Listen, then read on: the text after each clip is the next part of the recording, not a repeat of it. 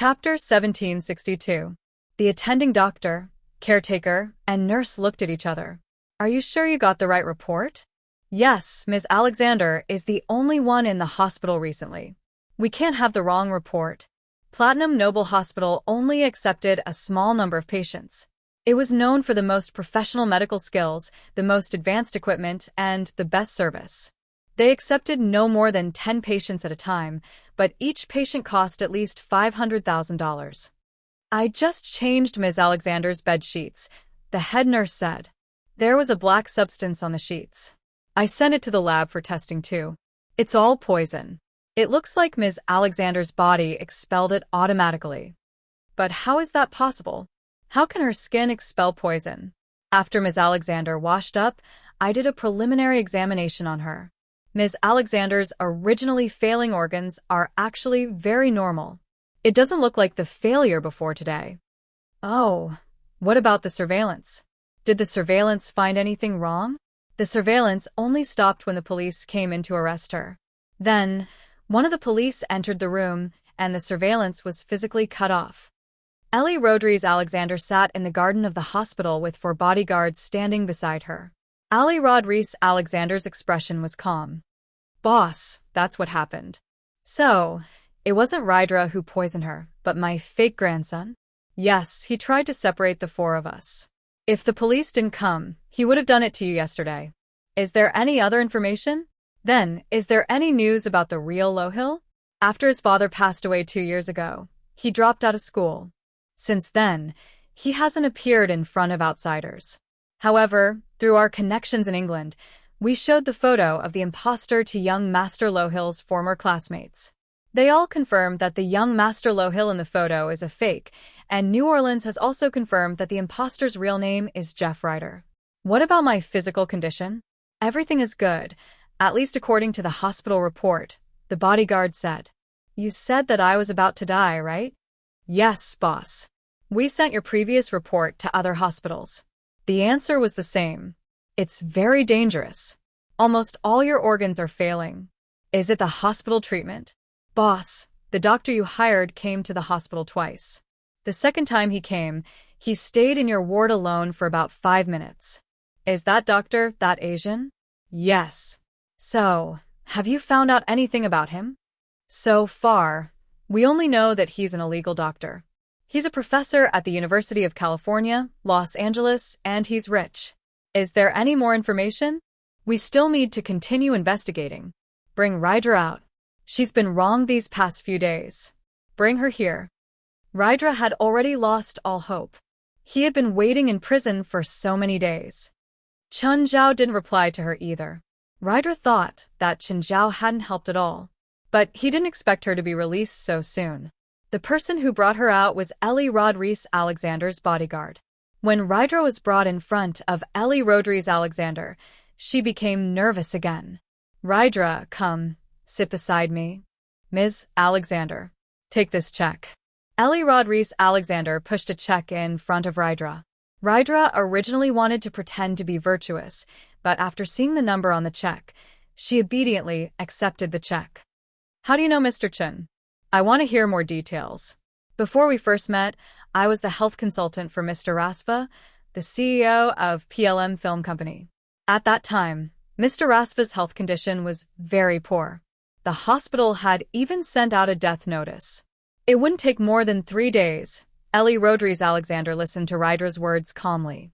He gave Mr. Rasva some strange-looking medicine, and then Mr. Rasva, who had been sentenced to death, survived? Yes. I saw him a few times later. He was very healthy. You can never imagine that he's an old man in his 70s. Rydra was a proud person, but she had to let go of her pride in this aspect.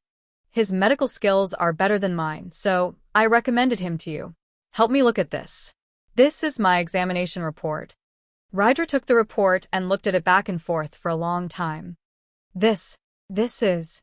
Rydra looked at Ellie Rodriguez Alexander. Ms. Alexander, are you sure you didn't take the wrong one? I didn't. You're very healthy. Mr. Chun stayed in my room for 5 minutes, but the surveillance didn't record what he did in the room. Ellie Rodriguez Alexander looked at Rydra. I heard that you saw him when you were in prison. Rydra nodded. She couldn't hide this. So, she told the truth directly to Ellie Rodriguez Alexander. Ellie Rodriguez Alexander nodded. In that case, you should be the one who saved me. I don't dare. Actually, I just want to clear my name. The older one got, the more afraid they were of death. Ellie Rodriguez Alexander was no exception. Especially when she had such a huge amount of wealth. No one was willing to die willingly. However, death was fair to everyone. It didn't matter how rich the person was. Do you know where he lives? I don't know, but my agent knows. Ellie Rodriguez Alexander looked at Rydra in surprise. After I met him, I suffered a huge blow. So, I gradually changed from a simple health consultant to an illegal doctor. Then, I found his agent and asked him to be my agent too. I feel that I need to contact more different kinds of patients to improve my professional skills. Then help me ask where Mr. Chen lives, Ellie Rodriguez Alexander said. I want to thank him. Chapter 1763. Failai went to work. She knew what had happened last night. On her way back, she saw the police blockade on the highway. Of course, she didn't say anything. If she opened her mouth, Chen Zhao would definitely take advantage of her. It was her first day at work, and then something like this happened at home. Chen Zhao had even more reason to let her stay at home. Then Portia came. Portia didn't seem to be in a good state. What she'd experienced yesterday had given her nightmares for the whole night. Only someone like Chen Zhao could ignore what had happened yesterday. To him, it seemed like a normal meal. Portia, do you want something to eat? Portia sat down and turned her anger into appetite. However, she'd clearly overestimated her appetite. She was probably the only one who was full from eating breakfast. Holding her stomach, Portia lay on the sofa, not wanting to move at all. Boss, who are those people? Portia asked. Will they attack us again? Don't worry. They're not interested in you. That's good. Portia heaved a sigh of relief. You have no money, no face, and no body. Those gunmen must be blind to cause trouble for you. Mr. Bo, too. Our people failed. Now they're all in prison, Mehdi said, gritting his teeth. Sitting in front of Mehdi was a black man. This black man had thin limbs and looked malnourished. He wore colorful clothes, and his head was disproportionately big. One of Bo Tu's hands was holding a wooden staff, and the tip of the staff was inlaid with a black skull. A sinister aura filled the entire room. There was a heavy stench in the air. Bo Tu slowly opened his eyes. I don't care about the others, but you have to bring Jeff Ryder to me. But he's in prison now, Mehdi said, troubled. I don't have enough people. Bo Tu waved his staff. The black skull spat out a gust of black gas, which spread above Mehdi's head. Mehdi was instantly enveloped by the black gas. He started struggling in pain, continuously spitting out large amounts of filthy black substance.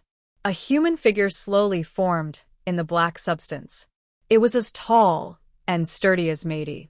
Then the second figure took shape, followed by the third, the fourth. Only then did Mehdi stop vomiting and slowly recover.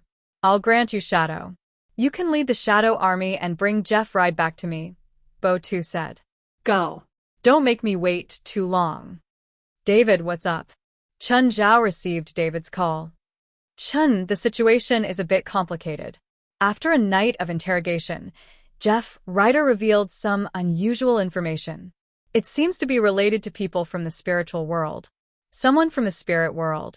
When Chen Zhao heard this, he wasn't that surprised. In fact, Chen Zhao had already guessed it. He said that in their group, there's actually a great wizard from Africa called Botu. He's been hiding in the shadows all this while. He also said that this great wizard from Africa will definitely rescue him. What do you plan on doing? Chen Zhao asked. David had helped him a lot. If David asked, then he would definitely not refuse. I hope you can help, David said. No problem. Chen Zhao agreed readily. What do you need me to do? This was also what gave David a headache. He understood the spirit world, and he knew that Chen Zhao was in his hands as insurance. But how could he use Chen Zhao? David didn't have any ideas now. He didn't know much.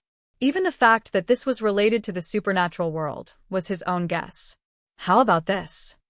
Chun Zhao said, "If there's a prison break, notify me immediately. I'll go and help you immediately." Speaking of which, Chun Zhao also wanted to know who was behind Jeff Ryder. More accurately, he was interested in the person who'd cast that strange spell on Jeff Ryder. Yes, that's fine. David didn't have any more clues now. This was the only arrangement for now. Just as David hung up, a group of people came in. A young and pretty woman walked in. "Hi, you're David, right?" "I'm Vestana."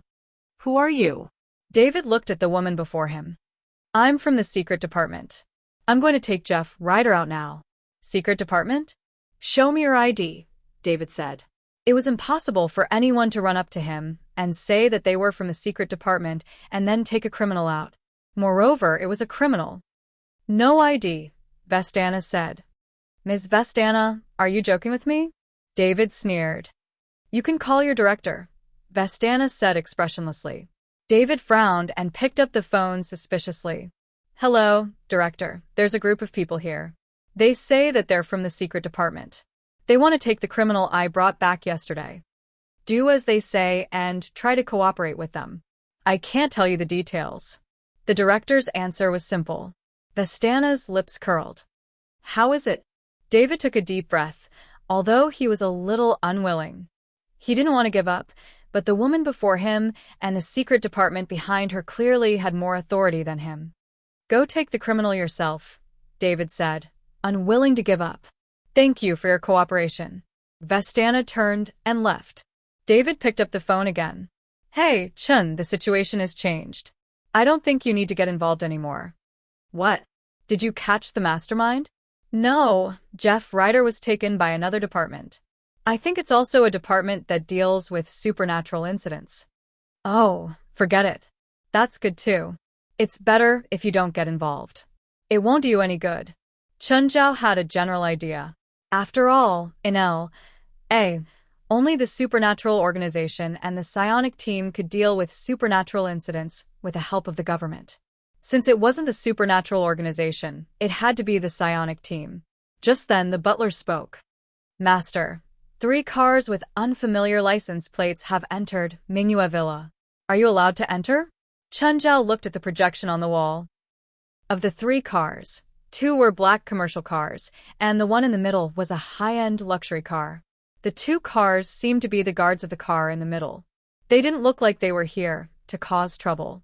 "Put down the barrier and let them in," Chun Zhao said. Chapter 1764. There was a mechanical barricade at the entrance to prevent uninvited guests from entering Mingyue Villa. Sometimes, passers-by who got lost would ask for directions at the door. Chun Zhao would definitely not invite such people in. At most, he would talk to them through the loudspeaker at the door and give them directions. And some uninvited guests were really uninvited guests. There were also people who wanted to come in and cause trouble. Chun Zhao never showed mercy to these people. Ellie Rodriguez Alexander rolled down the window. Fresh air flowed into the car. The air here was too good. Ellie Rodriguez Alexander felt invigorated. Rydra was also in disbelief. But she was shocked by Chun Zhao's family business. In her impression, Chun Zhao was still the illegal doctor from before. Ethan introduced clients to Chun Zhao and her. Most of the clients she accepted were middle to low level. On the other hand, Chun Zhao accepted high-level clients. Rydra had no objections to this. After all, she knew that her medical skills weren't as good as Chun Zhao's. But she didn't expect the difference in their values to be so huge. Since there were strangers, the car obviously wouldn't be parked in the garage. The 3 cars parked in the open-air parking lot. Ellie Rodriguez Alexander loved everything here. The environment here, the scenery here, all of them were breathtaking. With Rydra's help, Ellie Rodriguez Alexander strolled toward the villa. Suddenly, Ellie Rodriguez Alexander heard the sound of children playing. Under a big tree in the middle of the lawn, 2 babies were sitting on the backs of a mountain gorilla and a brown bear. Whether it was the mountain gorilla or the brown bear, they were both astonishingly large. Ellie Rodriguez Alexander's 4 bodyguards all took out their guns and pointed at the 2 beasts. In their eyes, The two were both ferocious beasts that could kill people. Everyone, please put down your weapons. Just then, Chen Zhao walked out. It's rude to take out weapons when you're a guest.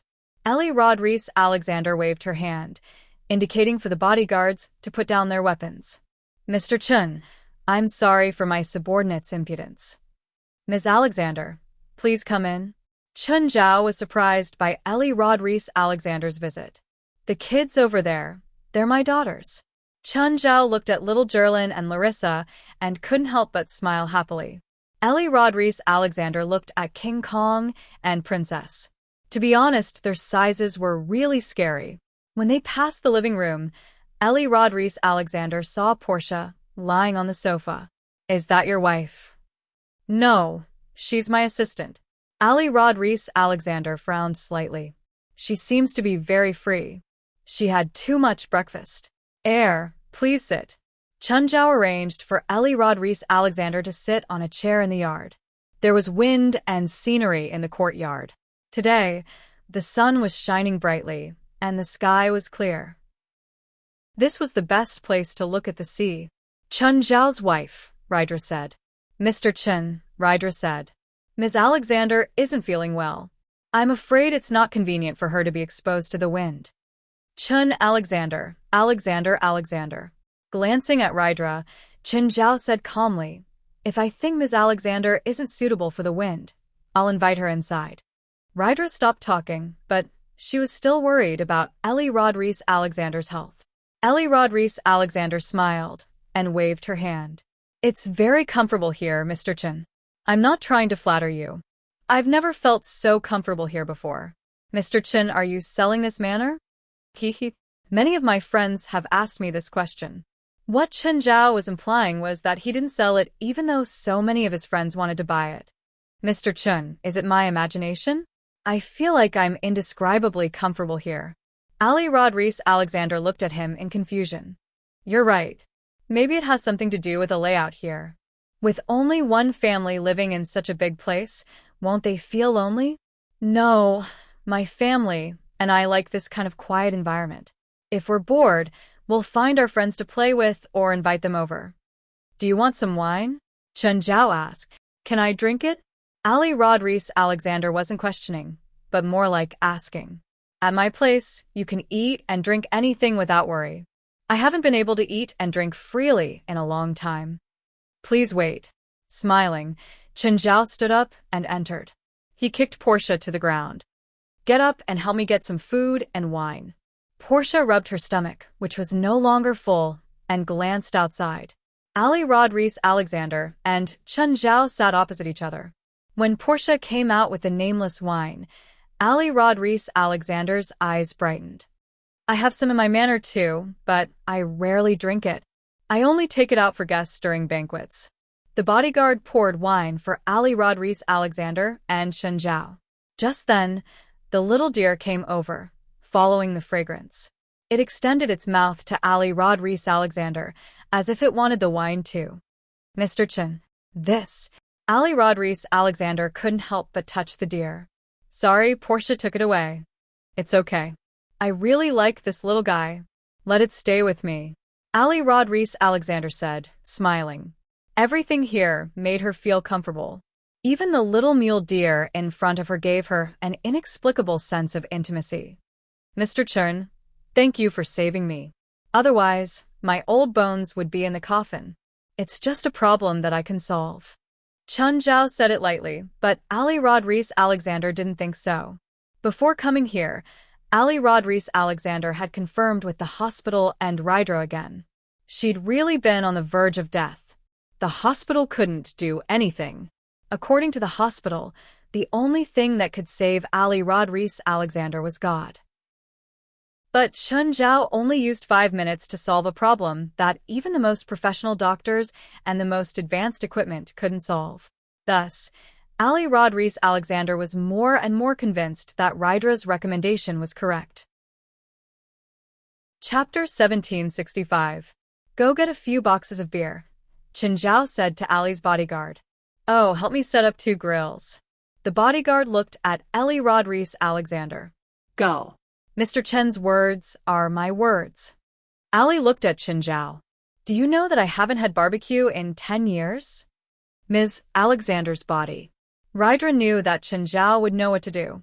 But she was Ali's health consultant after all. She had to be responsible for Ali's health. For someone as rich as Ali, she had to be responsible for her health. A nutritionist was in charge of all her meals. She had the same function as a sports nutritionist. It's fine, Ali said calmly. It's okay to indulge once in a while. Of course, this was also because she trusted Chen Zhao. The bodyguard and Portia were busy. Portia would complain every time. She was a personal assistant, not a maid. But when it came to eating, she ate more than anyone else. Soon, Ali Rodriguez Alexander's appetite was piqued. Chen Zhao's food couldn't be bought outside.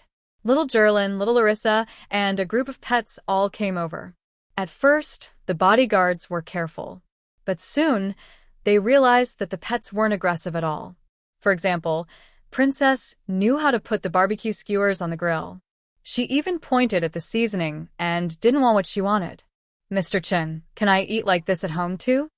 Ali Rodriguez Alexander was having a good time eating. No. Chen Zhao shook his head. My ingredients are different.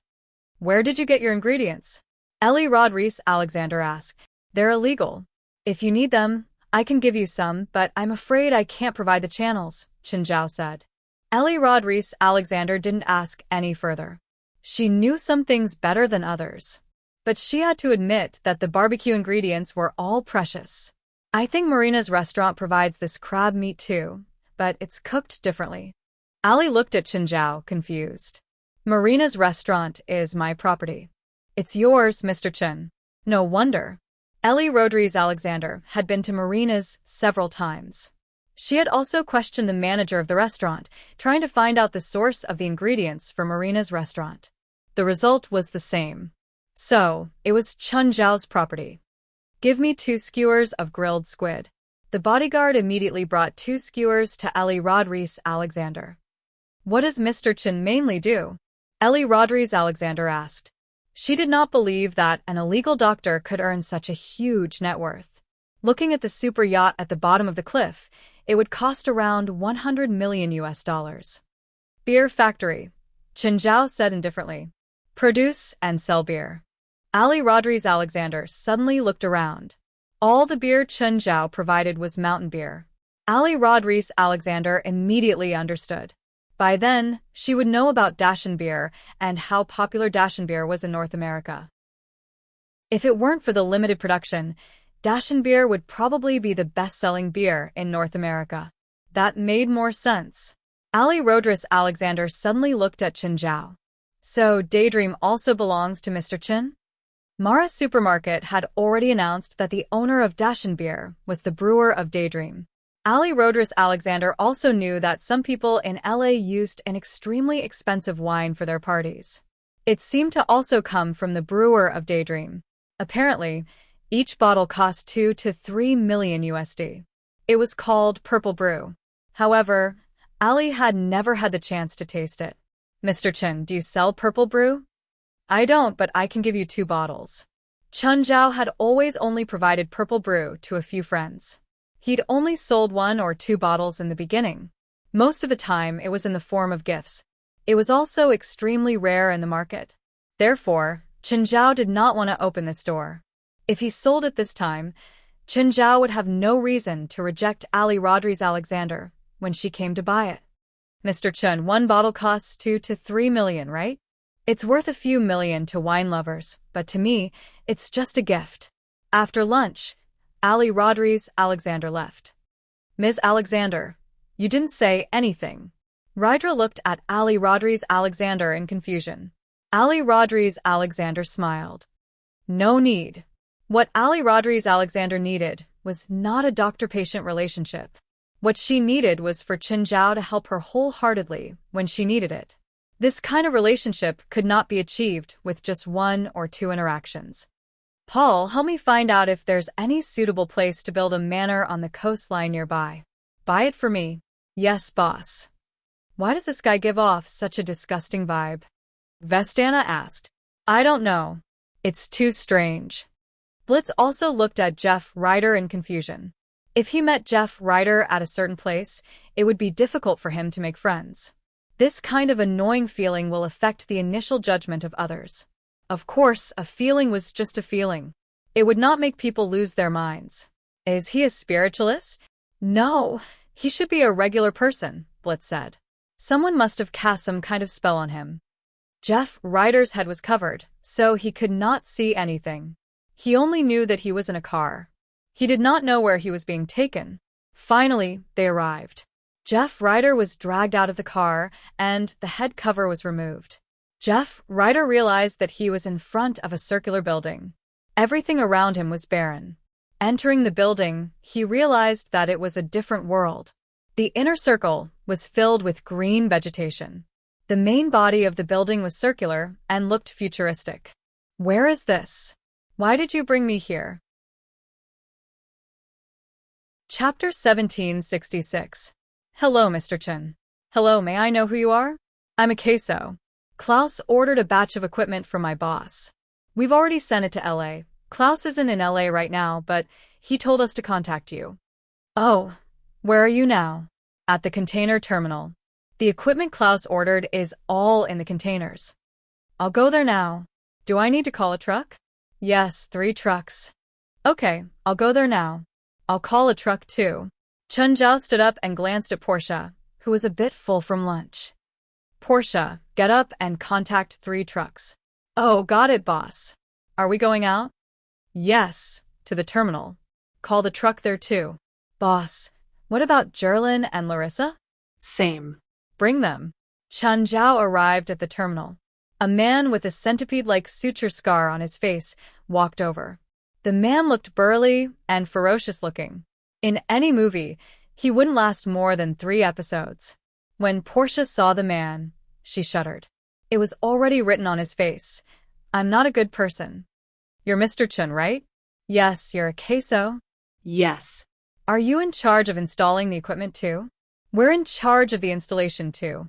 Okay, send the containers to the truck first. You guys follow my car. No problem. After Portia and Chen Zhao returned to the car, Chen Zhao drove. Boss, what equipment did you buy? It's complicated, Chen Zhao said calmly. The car drove further and further away. It took them more than an hour to reach the entrance of the headquarters. Bang! Aduz opened the door. Aduz peeked out from the guard post and immediately opened the door. It was Portia's first time here. She looked around curiously. However, apart from the guard, she didn't see anyone else. The entire headquarters seemed very quiet. Jerlin was very familiar with the place and had already started running around. Mr. Chen, where's the equipment? It's in a warehouse over there. Chen Zhao pointed. Then a queso ordered his people to bring down the equipment. Portia looked around but didn't see anyone. Boss, what is this place? Portia asked. My company. Chen Zhao replied casually. Company. Portia didn't see any company logo or logo. After circling around the headquarters twice, Portia still couldn't figure out what this place was. However, after circling to the back of the headquarters, Portia suddenly saw a tall tower. The tower was very tall. Its architectural style was very similar to the Leaning Tower of Pisa, but it was much taller. What made Portia feel even more regretful was that the round tower didn't have any entrances. Boss, what's the use of this tower? Beautiful, Chen Zhao answered. Portia looked back at the headquarters, then at the round tower. The 2 buildings were of completely different styles. It was even weirder when they were put together. You call this good-looking? Portia wondered if there was something wrong with Chen Zhao's taste. Portia also noticed that there was an uncomfortable atmosphere in this area. There were dark clouds above his head, and he could clearly see the edge of the dark clouds. Outside the dark clouds, the sun was shining brightly. Boss, what kind of equipment are those? Equipment to process parts, Chen Zhao said casually. Portia didn't believe him. No matter how she looked at it, she couldn't tell where these machines had the function of processing spare parts.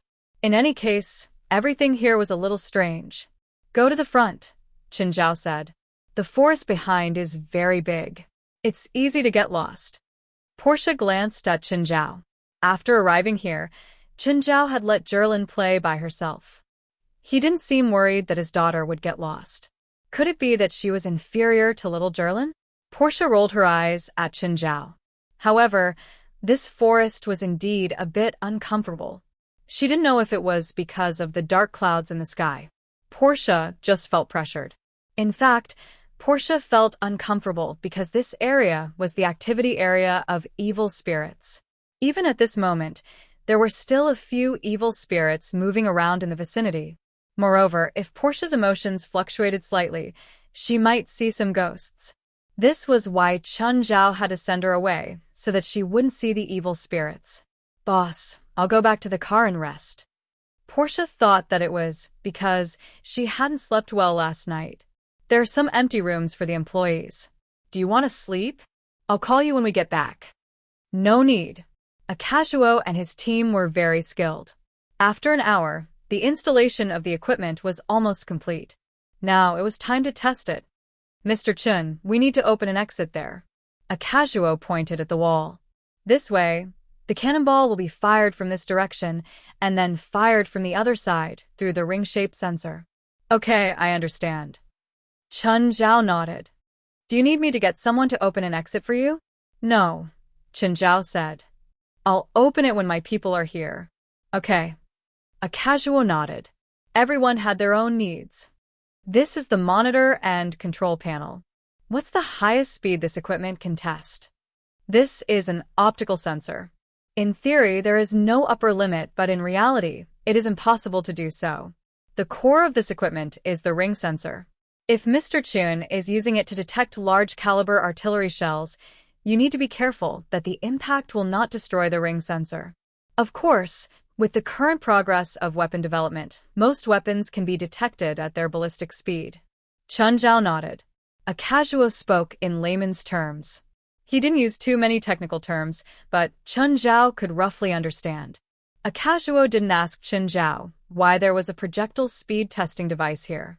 This place didn't look normal. Who knew what he was going to do? Perhaps this was some kind of research facility. Akazuo knew that the more he knew, the more dangerous it would be. So when it came to such things, he had no intention of asking. Can the sensor withstand high temperatures? Chen Zhao asked.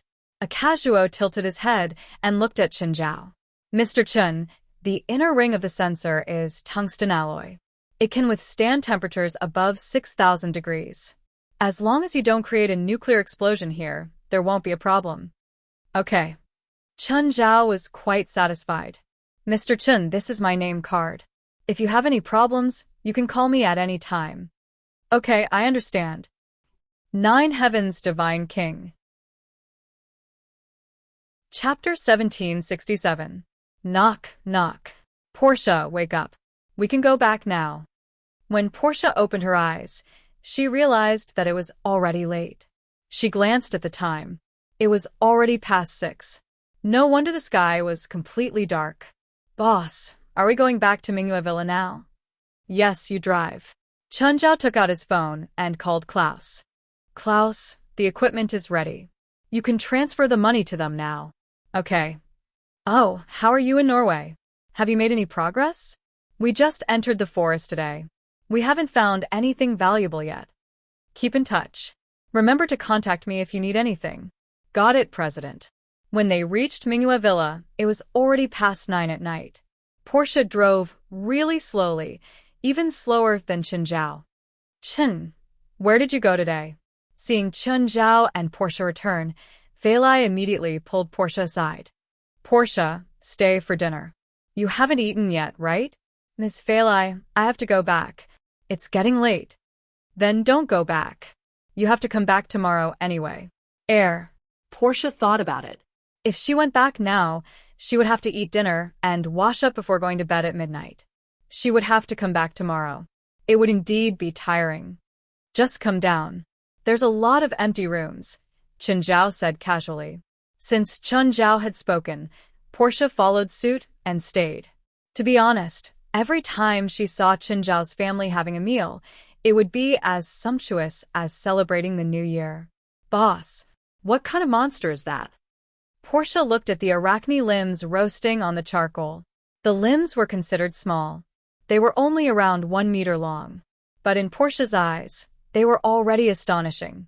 A type of giant crab, Chen Zhao said casually. Eat more and ask less. It's tens of thousands of dollars per kilogram on the market. Portia gulped. Thousands of dollars per kilogram? The limbs on the table were worth hundreds of thousands of dollars. Portia felt like the world was spinning around her. If she told others that she ate hundreds of thousands of dollars in one meal, who would believe her? Chen Zhao picked up a limb and broke it off, handing it to Portia. The aroma of crab meat spread out from the limb. That tempting crab meat aroma had yet to enter one's mouth, but it was already irresistible. This is too fragrant, however. Portia realized that Chen Zhao had given her too much. She couldn't finish half of the crab meat anymore. But if he didn't eat it, it would be a waste. On the other hand, Chen Zhao didn't keep the entire limb in his hand for long. He finished it in a few bites. Chen Zhao started eating other things. After a gust of wind, he finished most of the food. Fei Lai, on the other hand, chewed slowly and fed little Jerlin. Little Larissa couldn't eat a big meal for now, so she was still eating some soft food. Little Jerlin, on the other hand, had no inhibitions. She even dared to stuff pebbles into her mouth, let alone food. You guys continue, I'm going down to swim. Portia was not too surprised by Chen Zhao's nocturnal habit. In her eyes, Chen Zhao was just a freak. Everything was different from ordinary people. Of course, she did not forget how ruthless Chen Zhao was when he dealt with the gunman yesterday. In her eyes, Chen Zhao was someone she couldn't afford to offend. To Chen Zhao, the night was the best camouflage. Only at night could Chen Zhao move around freely. Moreover, Chen Zhao dove into the water. Even satellites couldn't detect him. Nowadays, satellites used optical surveillance to monitor the ground. This used extremely clear optical technology to observe the ground from a close distance. Then, computers would recognize and repair the image, continuously adjusting the clarity. With America's current technology, satellites could already see people's faces clearly from hundreds of thousands of meters in the sky. The second was metal ripple detection. This technology mainly used submarines, ships, and planes as detection targets. The so-called anti-radar planes and stealth planes were actually used to counter such surveillance equipment. The third is thermal monitoring technology. This kind of monitoring is mainly used in anti-missile systems, or tracking missiles. Chen Zhao mainly guarded against the third kind of surveillance technology. Satellites at high altitudes could capture low-altitude or near-Earth heat sources. If Chen Zhao flew too fast, his body would heat up. He would be easily captured by thermal surveillance satellites. He might even be mistaken for a plane or a missile. Therefore, Chen Zhao would mostly move under the sea. This could reduce the heat emitted from his body. Of course, if Chen Zhao wanted to fly high in the sky, he would try to slow down. As long as he didn't heat up, he was basically invisible. Unless someone saw him with a naked eye, he was almost impossible to discover. Chen Zhao could only move at night. If he flew in the sky during the day, he would be discovered too easily. Psionic Team Headquarters. Jeff Ryder was locked in a glass panoramic cell. Jeff Ryder could feel that he was being used as bait. Ever since he'd been brought here, the people here didn't care about him anymore. Without any interrogation, he was directly sent to the cell. Outside the glass cell, a few surveillance cameras were pointed at him. In the control room, Vestana glanced at Brits beside her. Will he come tonight? That's possible, Brit said. Just then, the external surveillance flashed a few times. There's a reaction from the surveillance outside number 3, another member in the control room reminded. A dozen figures appeared in the surveillance. They were all covered in a layer of black. Only one person's face could be seen clearly. Search for this person's identity. Abram Mehdi, retired soldier, killer, mercenary. He used to be the boss of the freak gang on the streets of London. Disappeared 2 years ago. Is there any more information? No. Isn't he a spiritualist? There's no evidence that he's one. Then what are those black things around him? The black things were all equipped with all sorts of equipment. Brits, who's going to capture him? It's best if we send a tank. After transforming, a tank is immune to these firearms. Vestana nodded and picked up the microphone. Tank, can you hear me? There's a bunch of weird guys outside. Go capture the one that looks the most human. The rest are up to you. Chapter 1768. The pure metal door of the psionic headquarters rose slowly. Tank stood behind the door. Even in the night, his majestic figure couldn't be hidden. Tank, remember. That person needs to be alive. Tank responded to Vestana's request with an angry roar. In the control room, Vestana looked at Tank's body.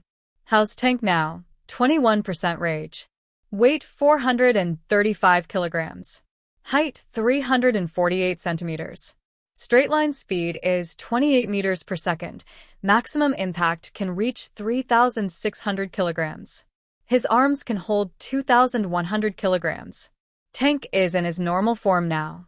His rage isn't high, but it should be enough to deal with the things outside, Blitz said.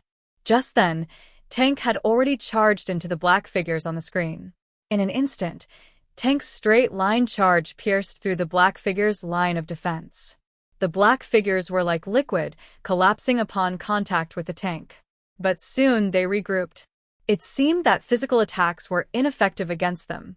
Tank smashed his fists on the ground. Boom. Waves appeared on the ground. All the black figures within 10 meters were affected. The people who were affected by the shockwave collapsed, and then reformed again. Thud, thud, thud. The other black figures started shooting at Tank. Sparks flew when the bullets hit Tank's body. Although the bullets couldn't penetrate Tank's body, they anger him. 28% rage. Weight 518 kilograms. Height 398 centimeters. Other stats are increasing. As Tank's rage rose, his strength also increased at a terrifying rate. But against these black figures, his attacks seemed to be very weak. These things should be immune to physical attacks. Tank's combat power and destructive power are almost perfect, but his fighting style is too simple. Against enemies that ignore physical attacks, he's very helpless, Blitz said. Vestana nodded. She couldn't help but recall the time in the Toda's snowy mountains. In the battle between Chen Zhao and Kunkka, Chen Zhao was also best at physical attacks. However, his attacks were more varied. He could attack a single person or a group of people. Thinking of this, Vestana couldn't help but look down at the exposed lines on her arm. She didn't know what to think. At this moment, the situation at the battle scene on the surveillance screen changed. The black figures suddenly approached Tank's body. Then, one of the black silhouettes suddenly grew in size, while the tank's body shrank significantly. However, the figure's body suddenly exploded after swelling to a certain extent. Then he never recovered. Tank's rage level has dropped. Not good, call the tanks back, Blitz shouted. Those black figures will absorb the tank's magic power. At this time, Tank's rage value, after a brief decrease, suddenly rose again. Tank's rage has reached 65%. He's angry. The tank's body suddenly grew to a height of 550 centimeters. But at that moment, the other black figures used the same trick again. However, these black figures had clearly learned their lesson. After absorbing a certain amount of magic power, they stopped absorbing. Every black silhouette was about 400 centimeters tall, and they looked like black giants. Tank was infuriated, but his physical attacks were ineffective against these black figures. The only black figure that had been destroyed so far was because he had absorbed too much magic power. No, we have to call the tanks back and send someone else, Blitz said. He picked up the microphone and said, "Tank, come back and retreat immediately." But at this moment, Tank was like a madman, attacking those black figures in a frenzy. This won't do. Once his rage level rises, he'll lose his mind. Meanwhile, Tank's rage level continued to rise. But he was facing a group of enemies that couldn't be killed. The more it was like this, the angrier he became, and the higher his rage level became. At this time, all the black figures had turned into small giants. They were also extremely strong, although not as strong as Tank. But their combat power had increased by a lot. Tank's bad side is that his combat power is related to his rage level. Once his rage level rises, he'll lose his mind. Blitz said helplessly. When Tank lost his mind in battle, not only would his combat power increase greatly, he would also lose his mind. There were a few times when Tank had lost his mind and attacked his companions. So now, when Tank attacked, the other members of the psionic team wouldn't do anything. And when the psionic team attacked, they wouldn't let Tank attack. They were worried about friendly fire. I really shouldn't have let Tank attack, Vestana said regretfully. Blitz's expression was a bit ugly. The battlefield seemed to have reached a stalemate. In reality, the longer the battle dragged on, the more disadvantageous it would be for Tank. Tank wasn't a perpetual motion machine. Sooner or later, he would run out of energy. But those black figures wouldn't get tired. They wanted to support Tank, but they were worried that Tank would accidentally hurt his companions. Vestana's gaze fell on Matey. Matey had been staying away from the battlefield and didn't participate. Those black figures seemed to be controlled by that guy called Matey, Vestana said. Vestana said, if we send someone to snipe Matey from afar without intervening in the battle, we might be able to control the situation. But don't you want him alive? Now isn't the time to care about the enemy's life or death. The most important thing right now is to stop this battle. Otherwise, Tank might be injured or even killed. Maybe Sam Mira has a way. Vestana thought about it and nodded. Then let's try. If it doesn't work, we'll just kill him. He's our enemy anyway. There's no need to pity our enemy. Sam Milla, you're going out now. Your target is that human. Attack from a distance. Bring him back as long as it's within your capabilities. If you can't do it, just kill that human, Vestana ordered into the microphone. Sam Mira didn't go out through the main door. Instead, he stood on the roof of the headquarters and watched the battlefield from afar. Sam Mira, do you have a way? We can try, Sam Mira replied. At the same time, he raised his arms and shouted, Ancient elf in the rock, please bring my enemy to me. 2 rock snakes emerged from the sand below and charged at Matey. The 2 rock snakes were extremely fast. They were more than 10 meters long and as thick as buckets. Just then, Matey suddenly turned into a tank-like giant. His body instantly grew bigger, and he punched the 2 rock snakes into powder. Chapter 1769. The expressions of the people in the control room and Sam Mira, who was on the rooftop, changed. That person also has the same ability as the black figure, said Britz. That Matey didn't have close contact with Tank, but after the black figure absorbed Tank's magic power, Matey has the same ability. It seems that the black figure and Matey are somehow connected. Pondering for a moment, Britz said, it should be a contract. That Matey isn't a spiritualist. Those black figures must have been summoned by Matey, but there's a real spiritualist in the middle. Those black figures seem to be Matey's evil incarnation. In the psionic team, Britz was known as the Little Encyclopedia of Magic. The number of spells he knew and mastered was innumerable. Soon, he could guess most of it. Of course, in the world of magic, there were as many types of spells as the sea of stars. Moreover, new spells were being created and lost every moment. So, even Britz couldn't master all the spells. However, Britz could still distinguish their types and characteristics through some details. Britz picked up the microphone and said to Sam Mira, change to a magic attack. It's best if it's a direct one. Mr. Britz, my magic attack can't hit a target that far away, said Sam Mira. What about confinement? That won't work either. Then what other spells do you have that can solve the current problem? As long as they can attack or kill the target. Britz was rather unfamiliar with Sam Mira's Ancient Gods Spawn spell. Spawn spells borrowed the power of ancient gods. They were even more ancient than the common demonic spells nowadays, and their circulation was limited. Most spawn spells summoned ancient gods that were illusory or physical. I'll try, said Sam Mira. Taking a deep breath, Sam Mira raised his right arm and pointed at Matey from 1,000 meters away. Spirit of the ancient star, hear my call. Send down your divine might for me to use. Just then, 3 balls of light appeared above Matey's head.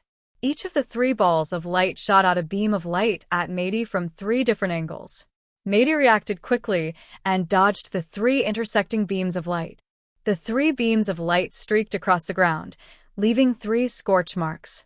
In the control room, Blitz shook his head. Sam Myra's spell is quite powerful, but the prelude to the attack is too long, and the trajectory is too obvious. Even a normal person would be able to avoid it. Vestana nodded. There was indeed a huge problem. What do we do now? Vestana asked. Let me do it, Brit said. Vistana thought for a moment. If it wasn't necessary, Britz wouldn't have intervened. After all, Blitz was the deputy leader, and he was an excellent commander. Only by commanding from the rear could he display his greatest effectiveness. There were many people in the psionic ability team who were not weak. However, under such circumstances, it was difficult for him to display his true strength. As a result, Britz had no choice but to act. Vestana suddenly remembered the supernatural society. If they were in his shoes, what would they do? Britz got up and left the headquarters, heading in the direction of Mady. Mady noticed Britz coming over and immediately tensed up. In the end, he was just an ordinary person. He knew that there were strange powers and gods in this world, as well as mysterious and bizarre powers. In Britz's hand was a 36-sided die. As he walked, Britz tossed the die into the air and grabbed it. 29. Britz knew the number even without looking at the face of the die. Looks like white magic is suitable for this battle. Britz used the die to determine the spell to use. Speaking of which, this was also a prophecy spell. It was used to predict what type of spell to use. 2 white balls of light appeared in Britz's hands. Just then, a black figure broke away from the battle and charged at Britz. Britz tossed the white balls of light in his hands. The black figure couldn't dodge in time and was instantly hit by the white balls. Whoa! The black figure let out a strange cry, and its body suddenly melted into black. Looks like holy magic is very effective against these black figures, Britz muttered to himself. They must be evil clones created by negative emotions. Britz continued walking toward Mady. Knowing that he was no match for Britz, Mady hurriedly ran toward the tank. Britz looked at Mady's figure. Not stupid. The ball of light in Britz's hands turned into a longbow. Britz pulled the bowstring, and a white arrow appeared on the bowstring. The white arrow was aimed at Mady, and the bowstring was lightly released. The white arrow flew straight at Mady. Mady's body was instantly hit, and the arrow pierced through his body. Mady let out a scream of pain, making him wish he was dead. Mady struggled to look at Britz and raised his hand to control the dozen black figures. Under Mady's control, the black figures began to merge into one. A 10-meter-tall black giant, so much so that even the tank was much smaller than this black giant. The black giant raised his leg and heavily kicked the tank's body. The tank was sent flying and fell towards Blitz. Oh no, Britz exclaimed in shock and hurriedly dodged. Tank landed next to Britz and immediately got up. But his target had changed to Britz. Damn it. Blitz cursed inwardly and hurriedly shouted, Holy light chain. A dozen silver-white chains shot out from the dark night and bound the tank tightly. But right now, Tank was extraordinarily strong, and he kept struggling, trying to break free of the chain's restraints. Britz had to divert even more magic power to restrain Tank. But at that moment, the black giant was already swinging towards Britz. Judgment. Britz had to divert part of his power to deal with the black giant. With a shout from Britz, a holy light sword descended from the sky, piercing through the black giant's chest and nailing him to the ground. But the black giant wasn't destroyed. It struggled to fight again, as if trying to pull out the holy light sword from his chest. Give me another judgment. Britz shouted again, and another holy light sword descended from the sky, piercing through the black giant's body once more. Only then did the black giant kneel on the ground. It was the embodiment of evil. It couldn't endure being pierced by the power of holy light again and again. Britz's face was a bit pale. If it was just Tank or the black giant, he wouldn't have had so much trouble. But it was Tank, who was supposed to be in his camp, who was causing trouble here, forcing him to expend several times more magic power to barely control the situation. But at that moment, a voice came from the darkness. Not bad, but not enough to stop me. Chapter 1770. A strangely dressed black man walked out of the darkness. Mr. Bo Tuesday, seeing Bo Two's arrival, Matey was overjoyed. Bo Two pointed his skeletal staff at Matey. The black giant that was pierced by the two holy swords turned into a puddle of dirty water, which surged toward Matey like a tide. The puddle of dirty water poured directly into Matey's mouth. Matey looked at his body in disbelief. He felt an indescribable power filling his body. Brits frowned, clearly sensing that this black man called Bo Two wasn't easy to deal with. My request is simple. Return Jeff Ride to me, Bo Two said calmly. What if I refuse? Brits stared at Bo Tuesday. Neither he nor the psionic team would compromise on this matter. Just like how the government wouldn't compromise with terrorists. This was a matter of principle. If they could compromise with Bo Two once, they would compromise with other enemies in the future. Then I'm sorry. Bo Two tapped his skeletal staff on the ground, and a patch of darkness spread toward Brits. Brits suddenly moved and jumped onto Tank's shoulder. Holy Angel's Radiance. In an instant, the chains binding Tank melted into his skin, and white tattoos began to appear on his skin. The white tattoos instantly made Tank feel an indescribable sense of tranquility, and at the same time, they gave him even purer power. Brits? Why are you here? Tank, who had regained his senses, found Brits standing on his shoulder. The mastermind has appeared. Brits pointed at Bo Tuesday. Raise your rage level to the max and charge over. Don't worry about losing your mind. Tank's fists bumped together, and his breathing became heavier. As his rage level continued to rise, his strength and physique became even more exaggerated. Tank's feet stomped on the ground, and he charged forward like a high-speed train. Just then, Matey suddenly stood in front of Bo Two and threw a punch at Tank's face. Tank met it with a punch of his own. Bang! A dull explosion resounded. Tank actually didn't get the upper hand. In the HQ surveillance room, Vistana's expression was solemn. It seemed that Brits and Tank alone couldn't guarantee victory. After Bo Two's arrival, the situation began to tilt in his favor. All psionic team members, prepare for battle. All the members in the headquarters perked up. After gathering, they appeared outside the headquarters one after another. Including Tank, Brits, and Sam Milla, there were a total of 15 people. Bo Two frowned slightly. It seemed like the situation was more serious than he had imagined. Bo Two glanced at Tank, who was rampaging through his fallen domain. He was completely unaffected by the corrosion of his fallen domain. Taking a closer look, it should be the holy light blessing on his body. Suddenly, the Tank's feet sank, as if he had fallen into a swamp.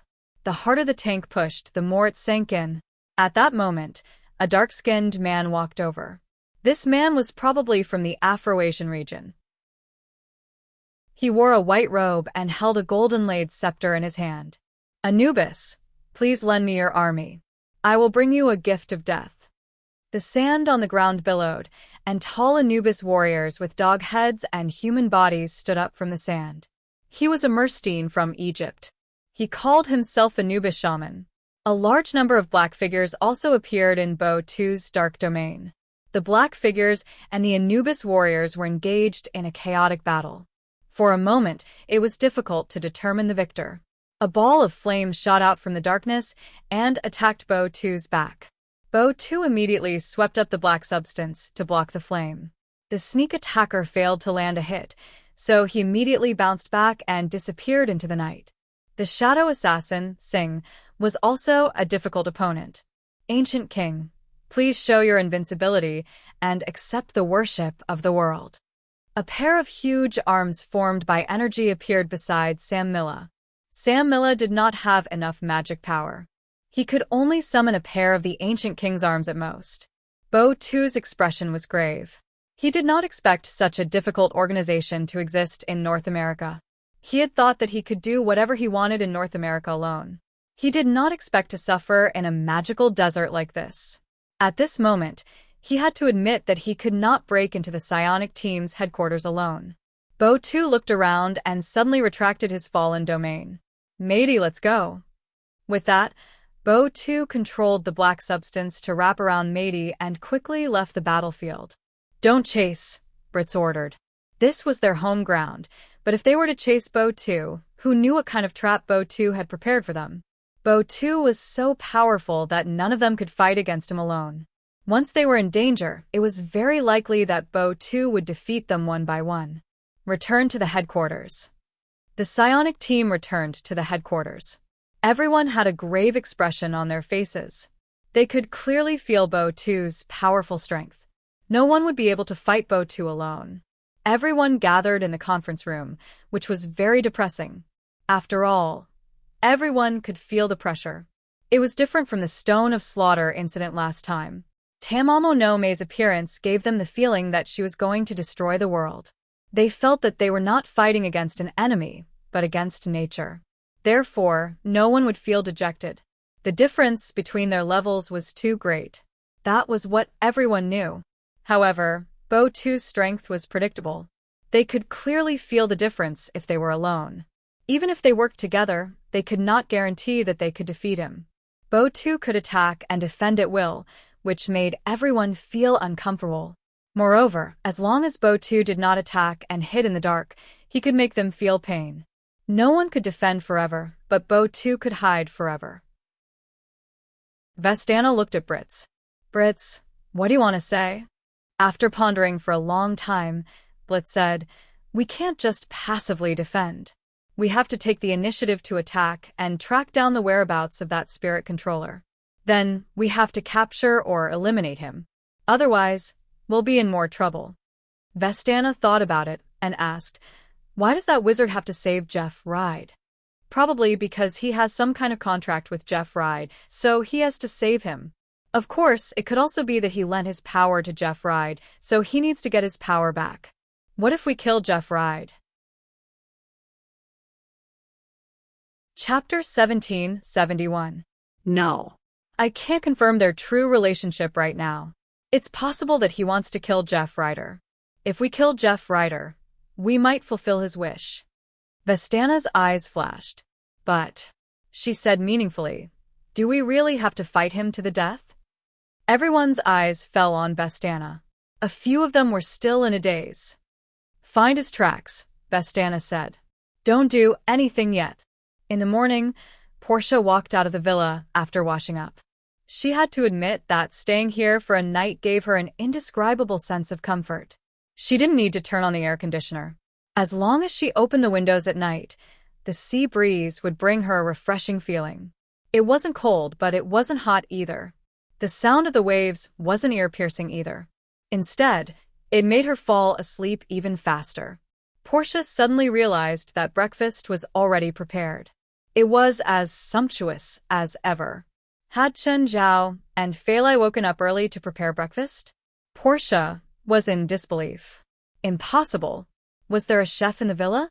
Otherwise, how could they prepare such sumptuous food every day?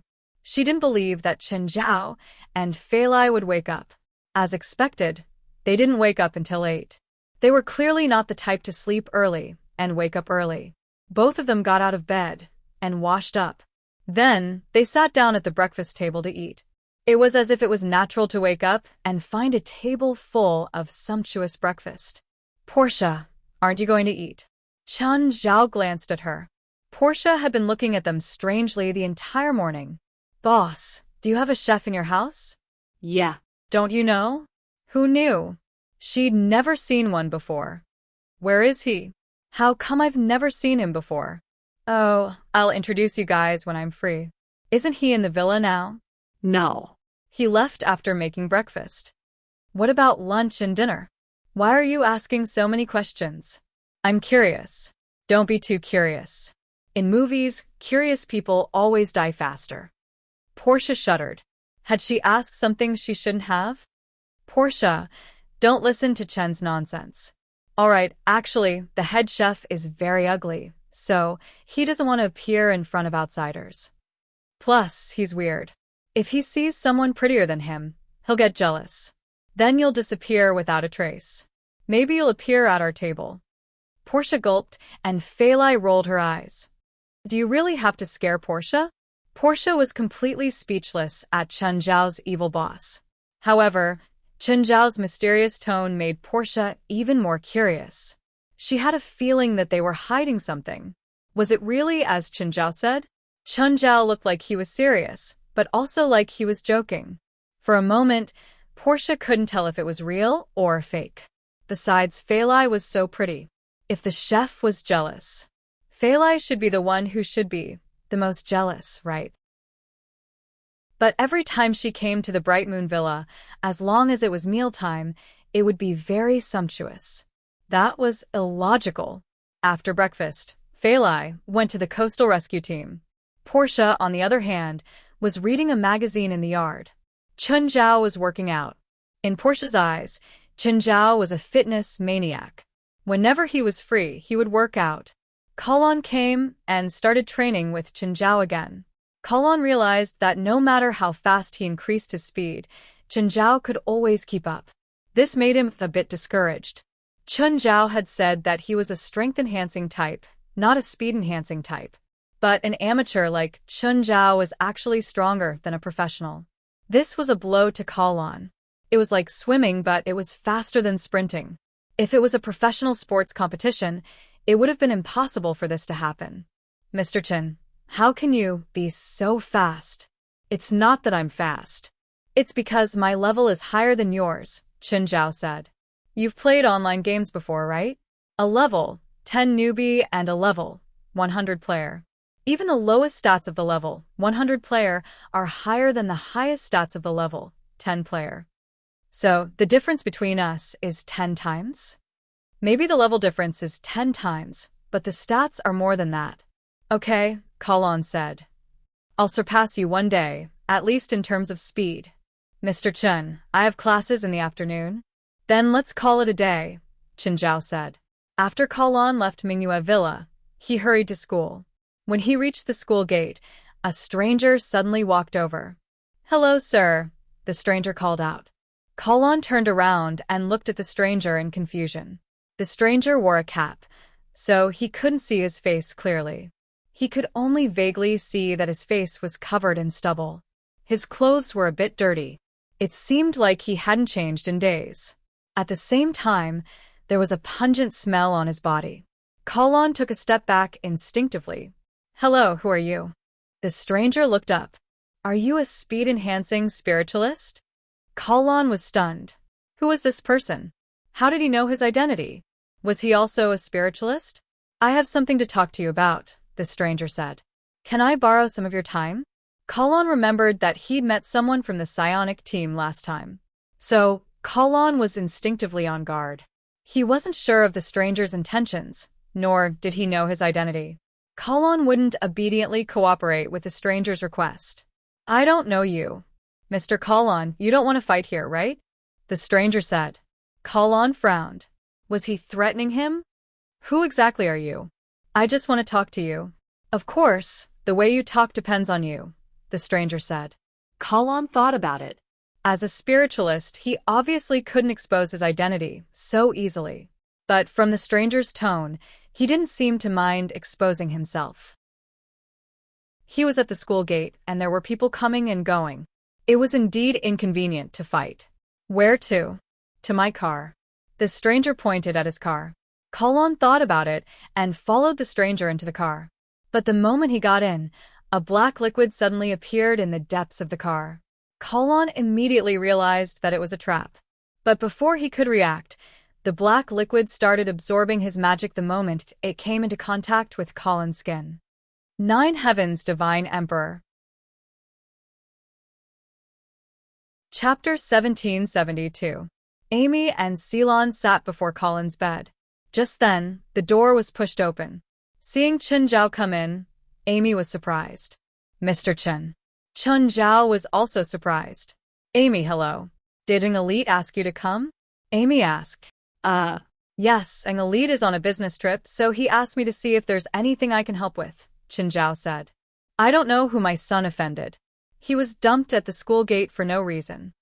Actually, if Chen Zhao hadn't heard it from an elite, he wouldn't have known that Kalon was Angelite's son. But thinking carefully, both of them had awakened special bloodlines. And they were both agility-type spiritualists. Chun Zhao hadn't thought about this at all. If he hadn't seen Amy and Ceylon, he would have almost forgotten about it. Right now, Amy's face was full of bitterness. An elite, whom she could rely on, had gone on a business trip again. As a woman, she didn't know what to do. Can you tell me about Colin's condition? Chun Zhao walked to the bed. Mr. Chin, the doctor said that Colin isn't injured. The reason for his coma isn't clear yet. Chun Zhao suddenly felt that Ceylon had been staring at him. Chun Zhao looked up at her and smiled. Ceylon, do you still remember me? Yes, Ceylon said, nodding. You're really good. Chun Zhao touched Ceylon's head. Seeing the toolbox Chun Zhao had put down, Amy asked, Mr. Chen, are you a doctor? I'm a medical professor at the LA branch, Chun Zhao answered. Oh, I see. Amy relaxed.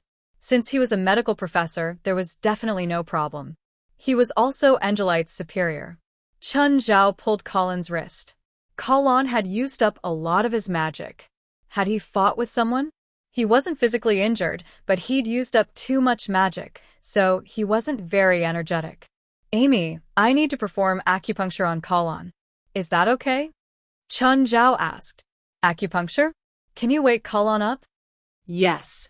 Okay, thank you, Mr. Chen. Amy nodded. Do you need us to leave? No. Chun Zhao shook his head. He'll be fine soon. Chun Zhao flipped Colin over and pulled open his shirt. Afterwards, he began to insert silver needles into Colin's body. One of the needles was inserted into his qi sea. Chun Zhao flicked the silver needle in his sea of qi with his finger. Then, Colin's body suddenly trembled. Don't move, Chun Zhao said. There's a needle on your back. You don't want it to pierce your body, right? Amy's face was filled with surprise. She didn't expect Chun Zhao's acupuncture to be so effective. In the beginning, Chun Zhao said that it would be healed soon. She was still in disbelief. The doctor from the nearby hospital said that he still needed to be observed and his current condition was unknown.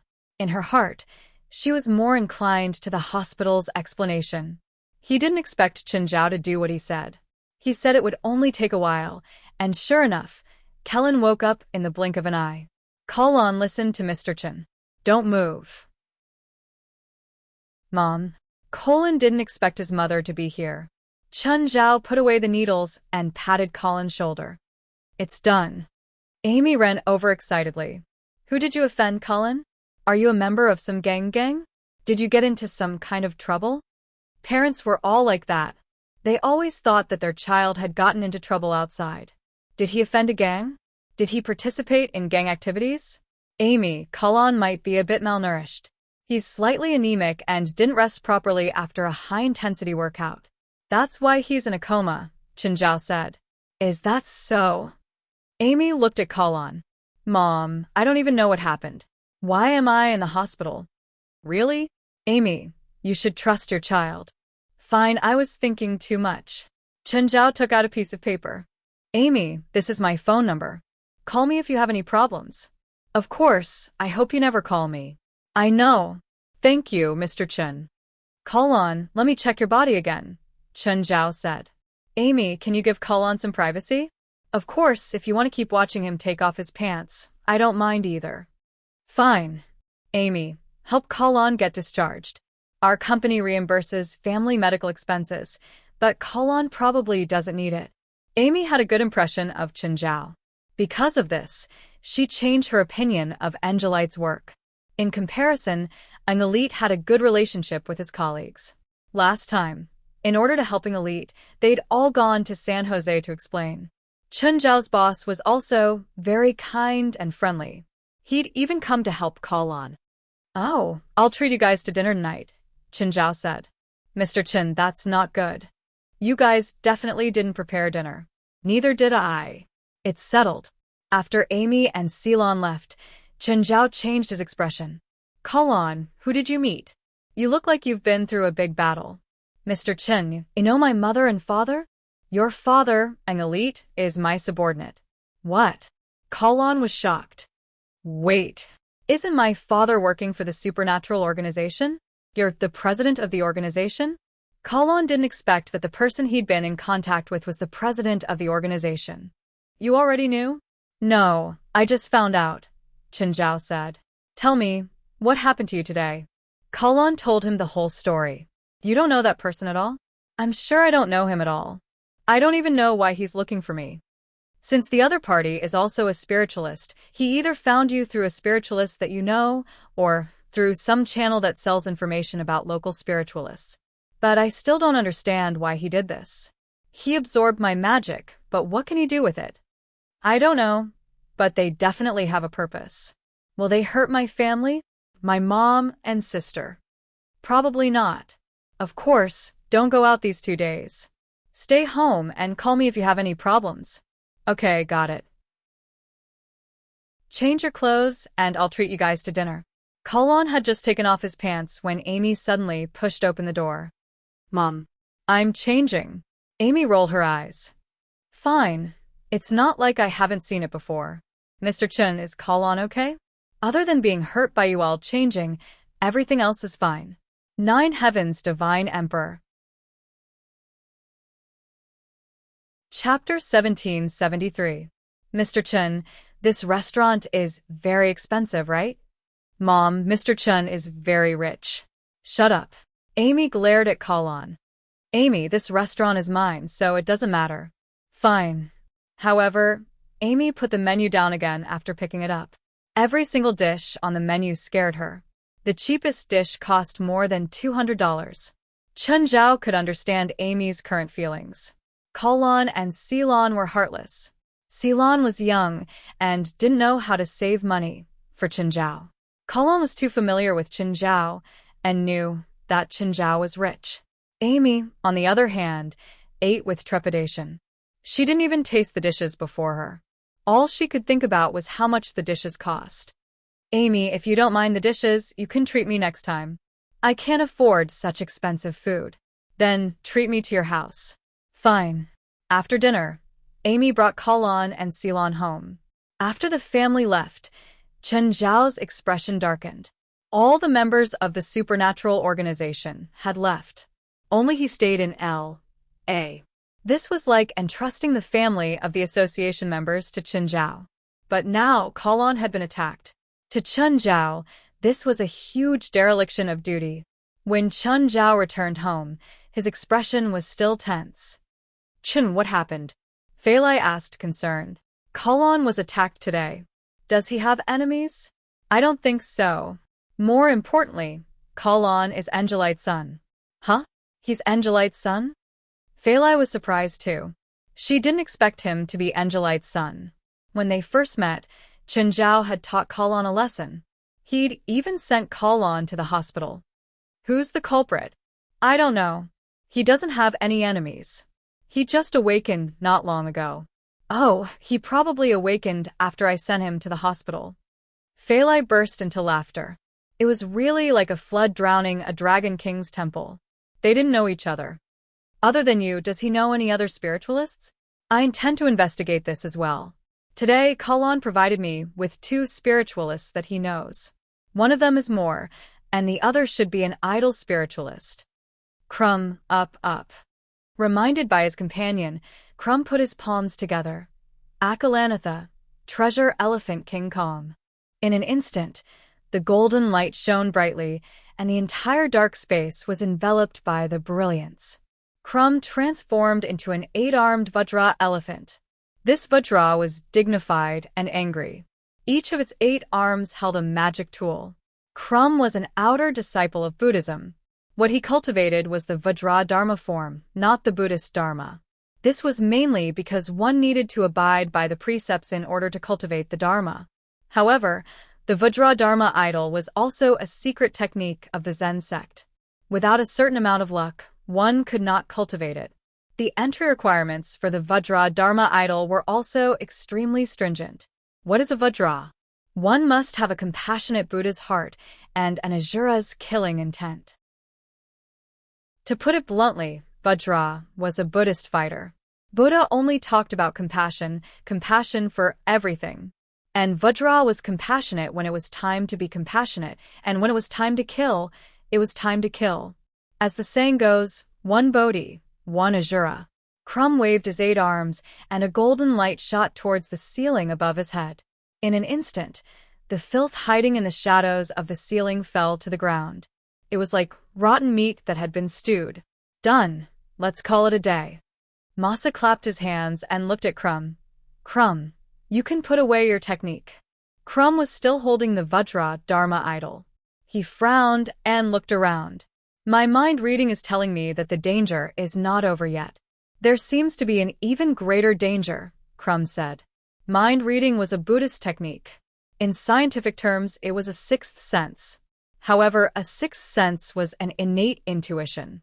On the other hand, his heart connection could be obtained through cultivation. The perception of a normal spiritualist was sharper than that of a normal person. And after cultivating mind reading, it wasn't the perception that was improved, but the ability to predict. Especially when it came to certain things that were about to happen. Mind reading would give the user a strong signal. Do you really feel danger? Masa trusted Crumb's mind reading. Yes. Suddenly, a voice came from the darkness. You're Crumb? Startled, Crumb and Masa turned to look at the darkness. Who are you? I'm Colin's elder, Chinjiao said. Colin's elder? How come I've never heard Colin mention you? Crumb looked at the figure in the darkness suspiciously. But even with his Buddhist technique, he couldn't see the figure in the darkness. When he'd first met Colin had said that he was just an idle spiritualist. He just awakened and didn't know anyone. Now, Colin's elder had appeared. Colin was attacked today. What? Who did it? Crumb cried out in shock. I want to know too, Chinjiao said. Have you told anyone about Colin's identity as a spiritualist? No, Crumb said without hesitation. His Zen mind was the immovable wisdom king, and he practiced the Vajra Dharma idol. If he had any self-doubt, the Vajra Dharma idol would collapse instantly. But just then, Masa, who was standing behind Crumb, was strangely calm. He even seemed to be avoiding Chinjiao's gaze. Chinjiao happened to see Masa's actions. Chinjiao suddenly appeared before Masa. Do you know? I don't know. Masa avoided Chinjiao's gaze, not daring to meet Chinjiao's. Sir, let's talk. Crumb reached out to pull Chinjiao's shoulder, but Chinjiao turned around and waved. Crumb felt an unparalleled power burst forth from Chinjiao's arm. Crumb's tall body was sent flying. He crashed through the wall and landed on the ground outside the building. Crumb vomited a mouthful of blood and stood up with difficulty. He was now empowered by the diamond gem elephant, which could even stop a speeding car. But facing this person, he'd been sent flying with one move. Crumb couldn't believe that the young kid had such a terrifying elder. But Crumb didn't have time to think so much. It seemed to be related to Masa. Plus, he had a close relationship with Masa, so he couldn't just watch. Looking at Masa, Chinjiao said calmly, Tell me, what happened? Or maybe you were the one who attacked Colin. It wasn't me. It wasn't me. It really wasn't me. Masa hurriedly waved his hands. The person in front of him had sent Crumb, who was at his peak, flying with a single punch. This kind of strength was definitely not something he could fight against. Masa was also terrified. He didn't expect the kid to have such an elder supporting him. Chapter 1774. Suddenly, Crumb broke through the wall again and charged in. Crumb's huge body stood there, his 8 arms forming 4 hand seals. Telekinesis.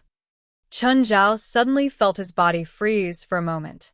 It was like when he'd encountered Black Dragon in the Tower of Trial. Black Dragon had frozen him. However, Crumb wasn't as strong as Black Dragon. Every time Black Dragon froze Chinjiao, he could attack or dodge Chinjiao's attack. But Crumb couldn't do anything. Instead, he spat out a mouthful of blood. Buddhism's telekinesis and Taoism's body freeze were actually similar spells.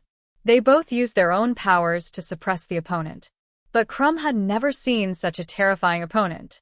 Not only was his telekinesis ineffective, but it was also broken by the opponent. Instead, he'd been heavily injured. Crumb only felt powerless.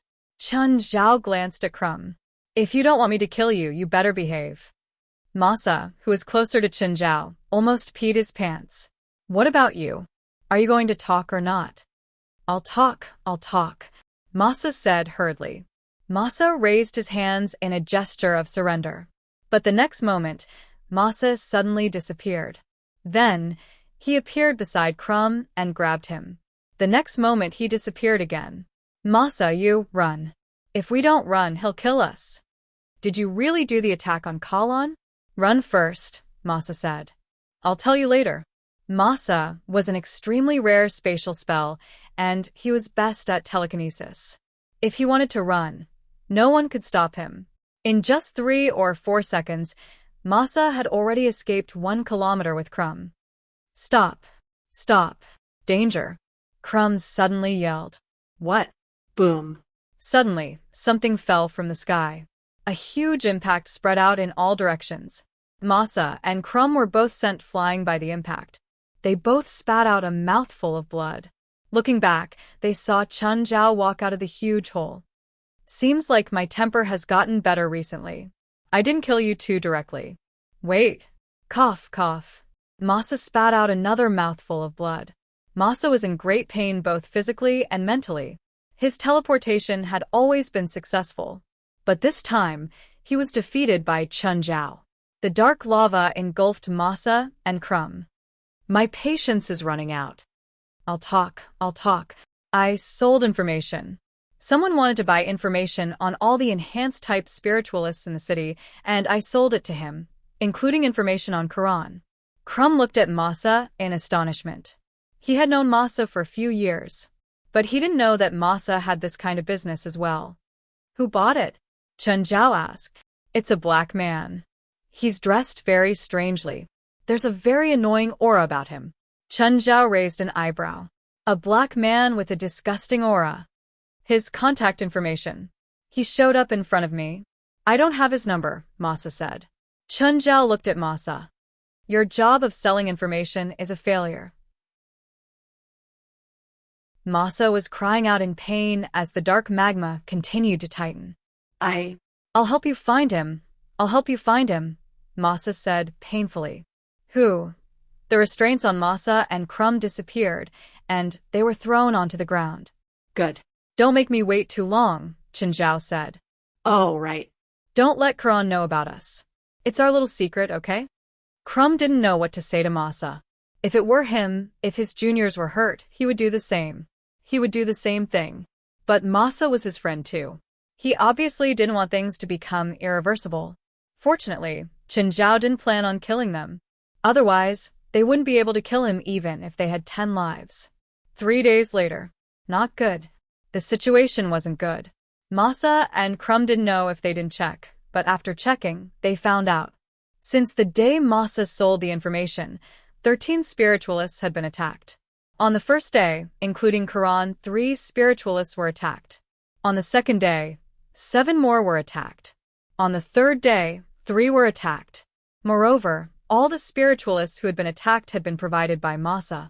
If this news were to leak out, Masa would definitely die without a complete corpse. Most of these spiritualists weren't alone.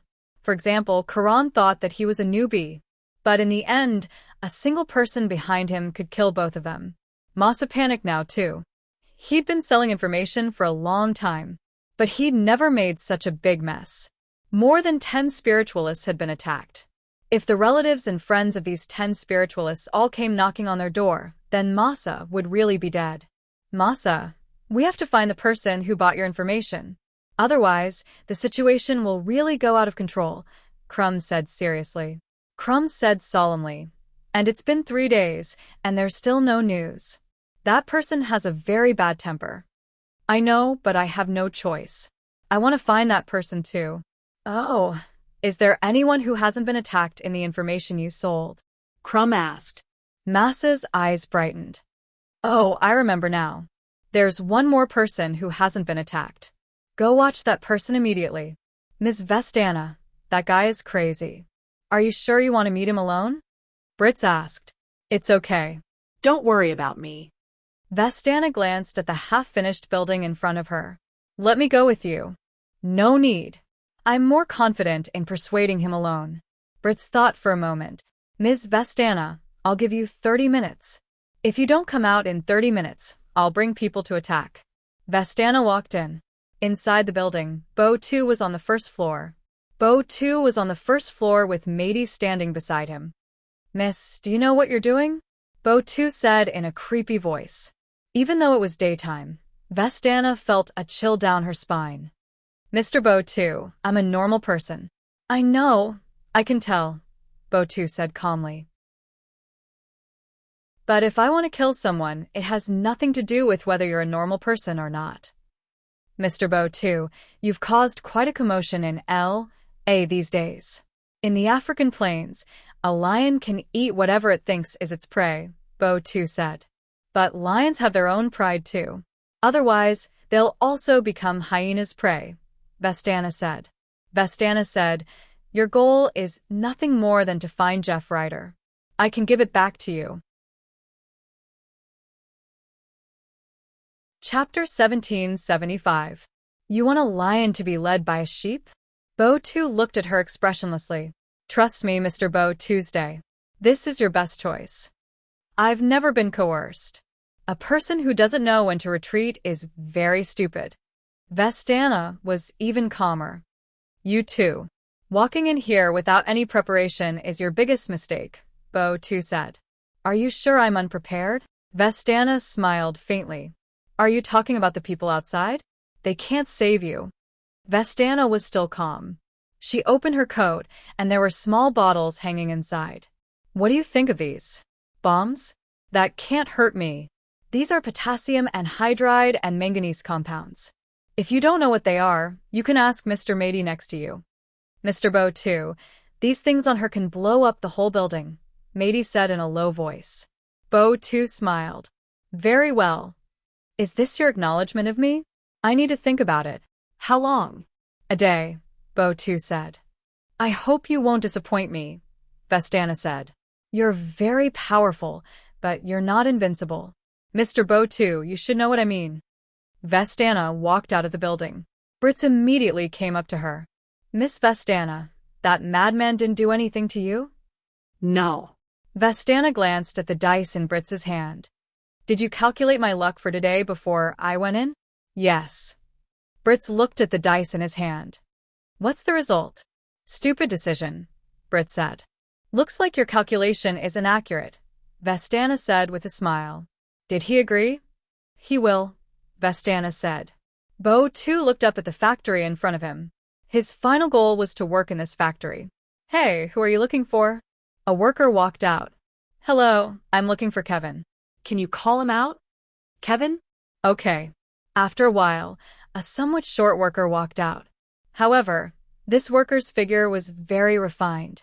It felt like every muscle on his body had no excess fat. There was still some dirt on his face, as he looked at Bo 2 in confusion. Hello, are you looking for me?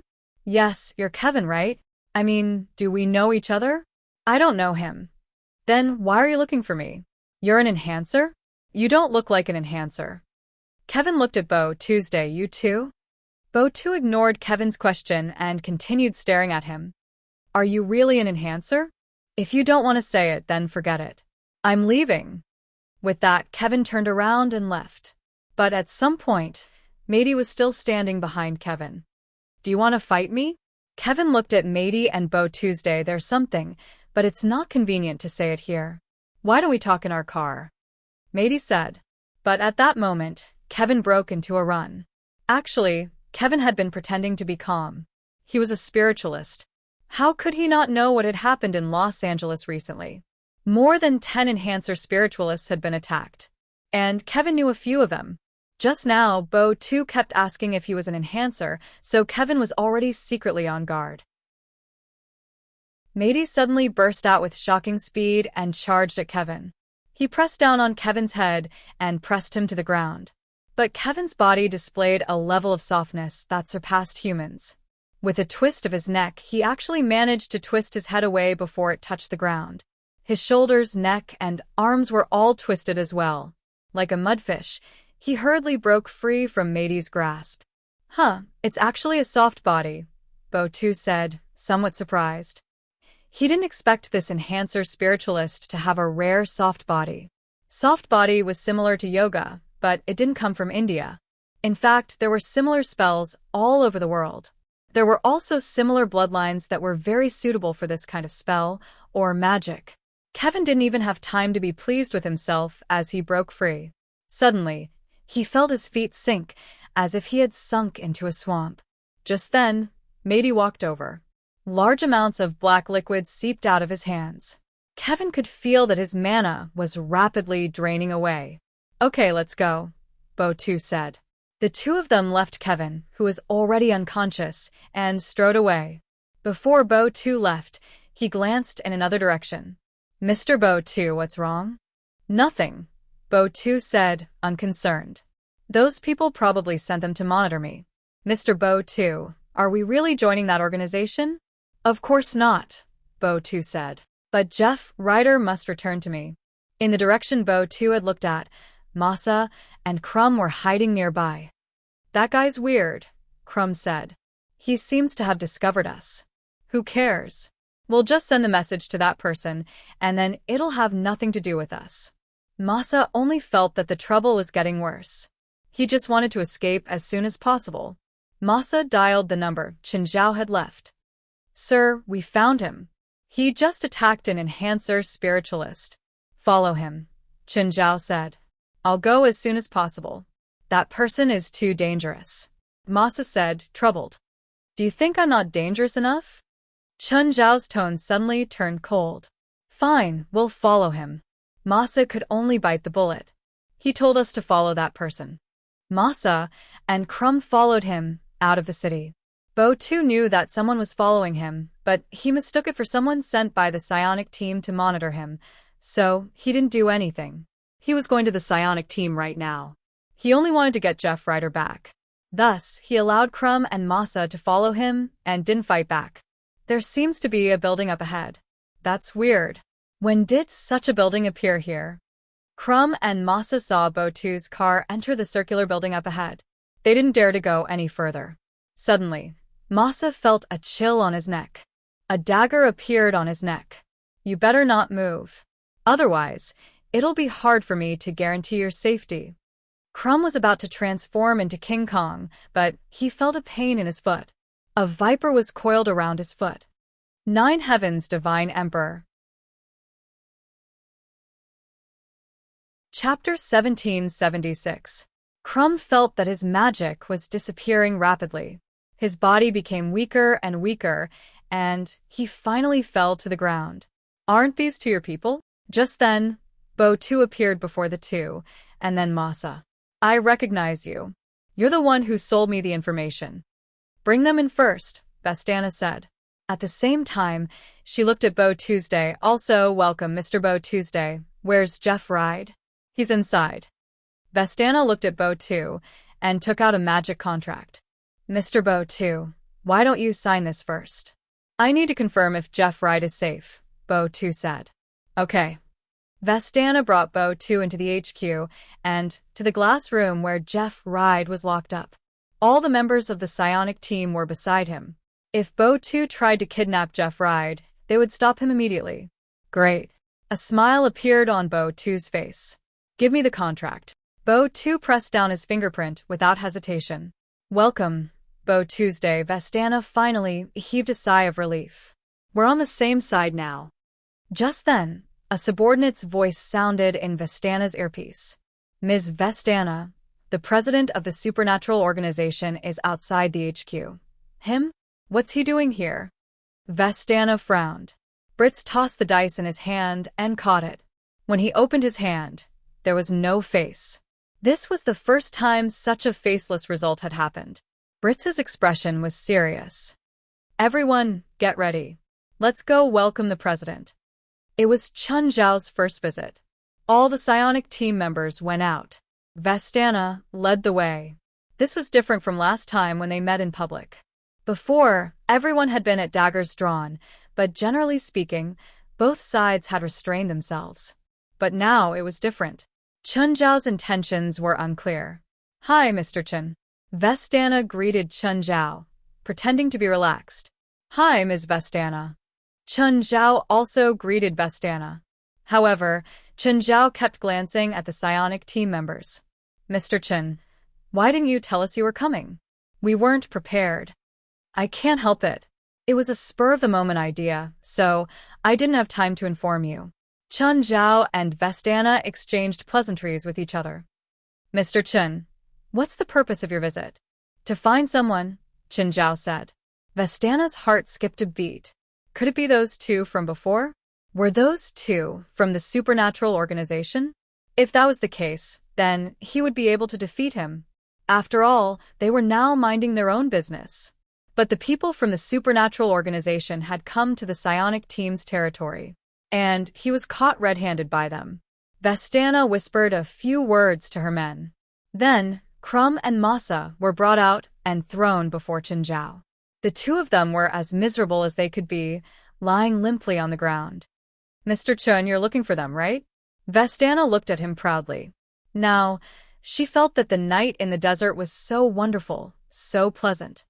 "They're not the people I'm looking for." Chun Zhao glanced at Crumb and Masa. Vestana was taken aback. "Not them?" Chun Zhao looked down at Masa. "Where's the person I asked you to find?" Among them, it's that bald black man," Masa said weakly. Chun Zhao's gaze swept across everyone and finally landed on Bo Tuesday. Meeting Chun Zhao's gaze, Bo Tu narrowed his eyes. He could vaguely feel that Chun Zhao was here for him. "You, come out." Chun Zhao pointed at Bo Tuesday. Chun Zhao's action didn't just annoy Bo Tuesday. Everyone in the psionic team was displeased. Chun Zhao, an outsider, had actually come to their headquarters and asked for someone. Even if the psionic team had fought Bo Tu with their lives. No matter how they felt about Bo Tu now, he was at least a member of the psionic team. Vestana's expression darkened. "Mr. Chun, this isn't the supernatural organization." "So what?"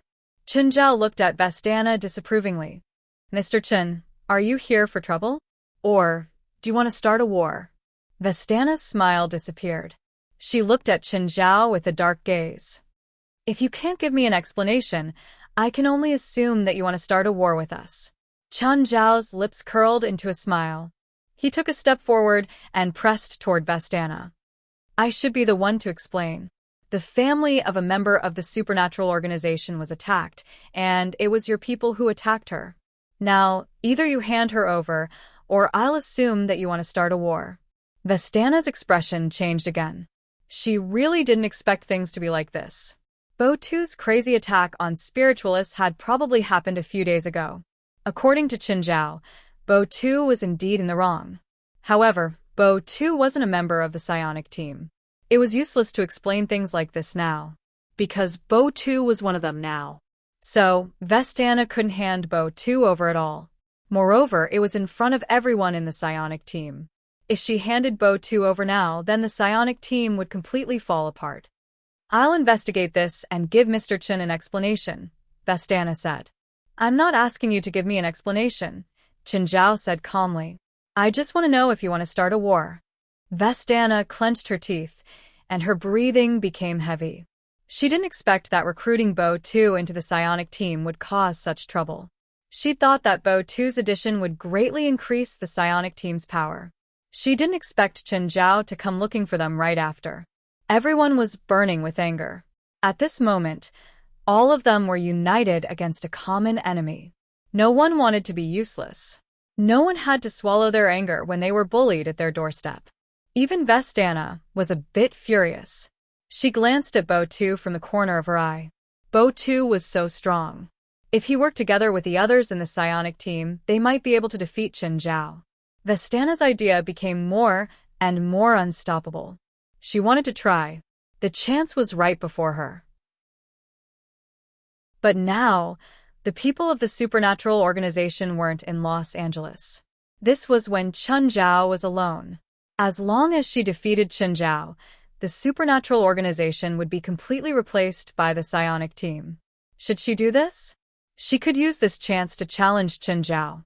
Vestana's breathing became heavier and heavier.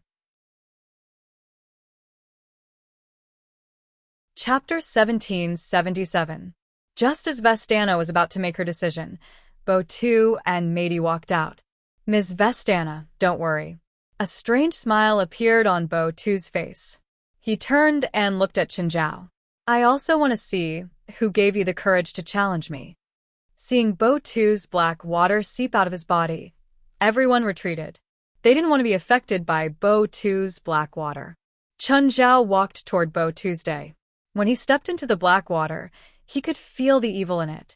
The black water was like dark shadow, but they weren't the same thing. Bo2's expression changed slightly. It was his first time encountering someone who dared to step into his fallen domain. In the past, all his enemies would choose to avoid his fallen domain. For example, when they fought just now, the psionic team would move away. Most importantly, Chinzhao wasn't affected by the fallen domain. Suddenly, Matey disappeared. So fast. Everyone was shocked. They couldn't catch Matey's figure at all. Last time, he'd only absorbed a tank's magic power and had the strength of a tank. But this time, he had such an exaggerated speed. Were they attacking spiritualists everywhere because they could turn other people's magic power into their own? And this power could be stacked on top of each other? If that was the case, it was too scary. Vestana's eyes flashed. Maybe Bo2 and Matey could defeat Chinzhao. Chinzhao suddenly grabbed at the air.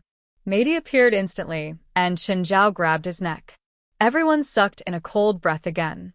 Chinzhao grabbed Matey just like that. But just when everyone thought that Matey was caught, Matey's neck suddenly shrank. Chinzhao felt like he'd grabbed a slippery loach. His hand slipped away immediately. Matey quickly retreated. Chinzhao looked at his palm and continued walking toward Bo2's day. Bo2's expression was serious. Matey had absorbed the magic power of more than 10 people. This magic power would only decrease and not increase. But Matey was still at his peak. Even in this state, Matey couldn't fight Chinzhao head-on. Voodoo be swarm. Bo2 quickly cast a spell. From the black water, swarms of black bees began to fly out. When the others saw the swarm of black bees, their expressions changed. Bo2 hadn't used this trick on them that day. The number of black wasps grew larger and larger. Gradually, it felt like the black wasps had turned into a dark cloud.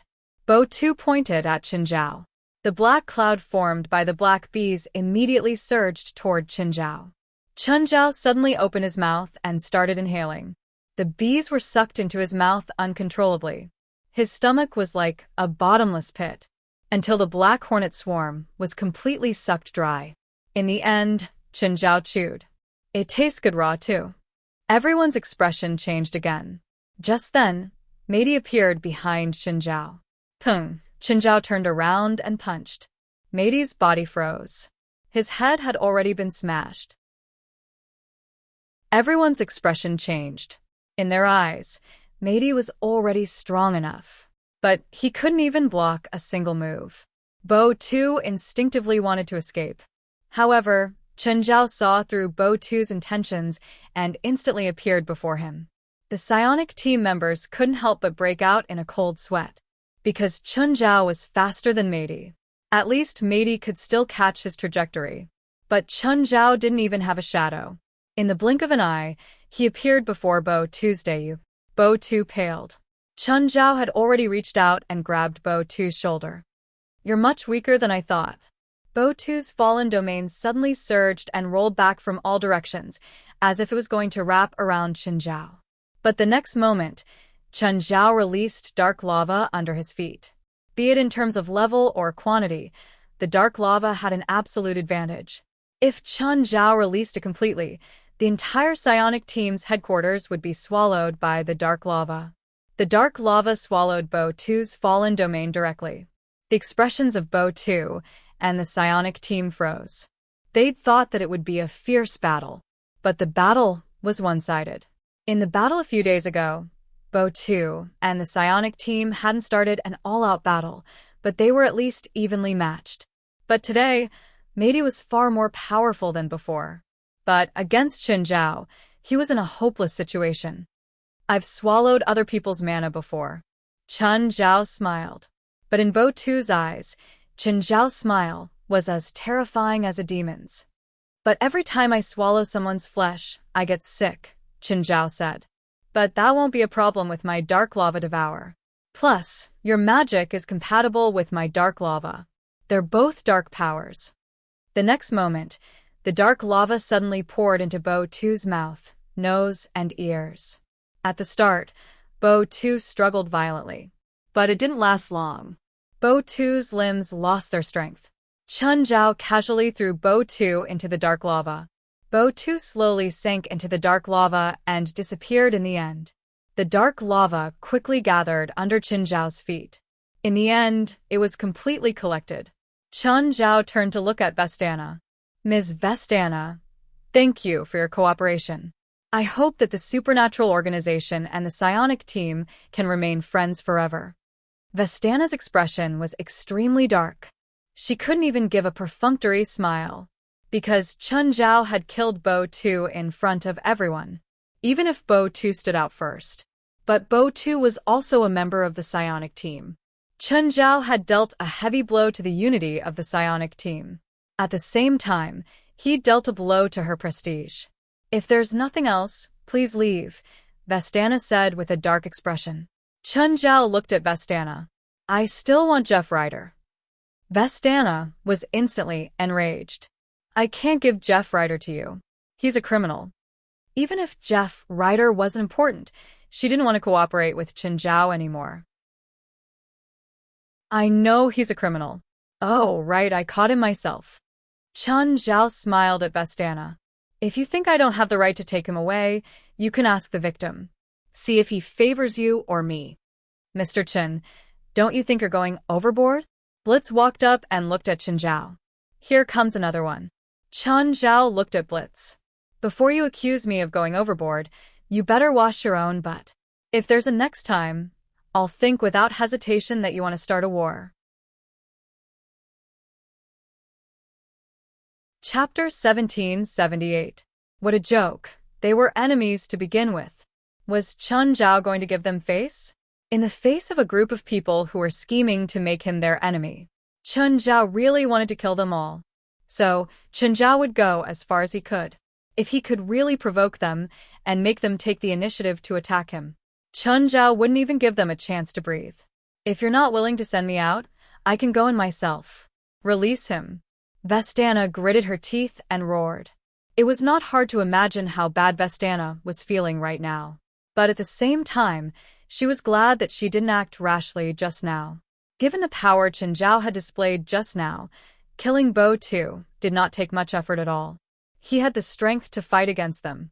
If she hadn't been able to control herself just now, the psionic team might have ended here. This time, no one objected to Vestana.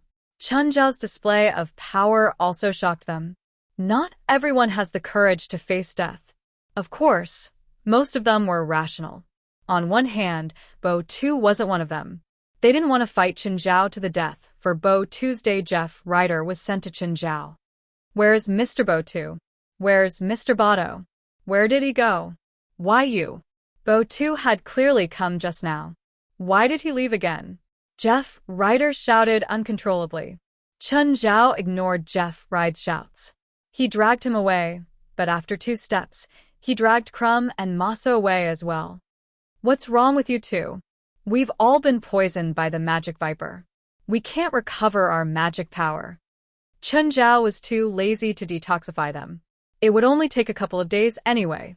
The demonic viper was not fatal, at least not to a spiritualist.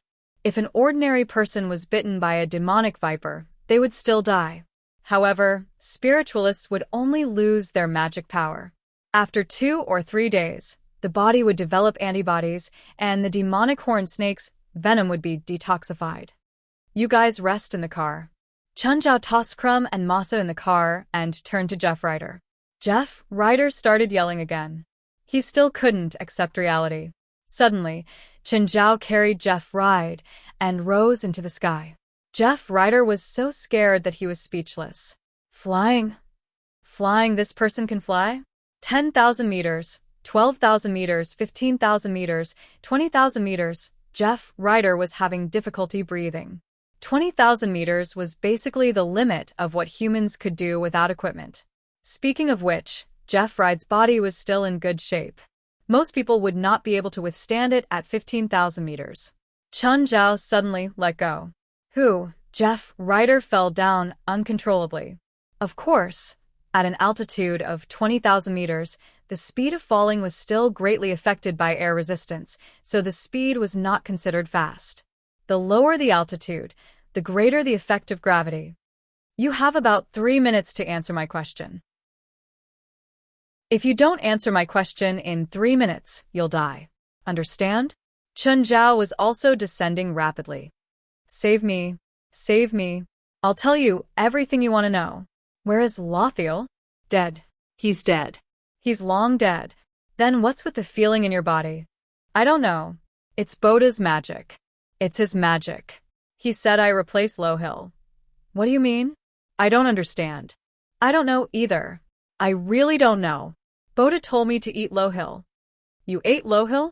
It's Bo too who forced me. He forced me.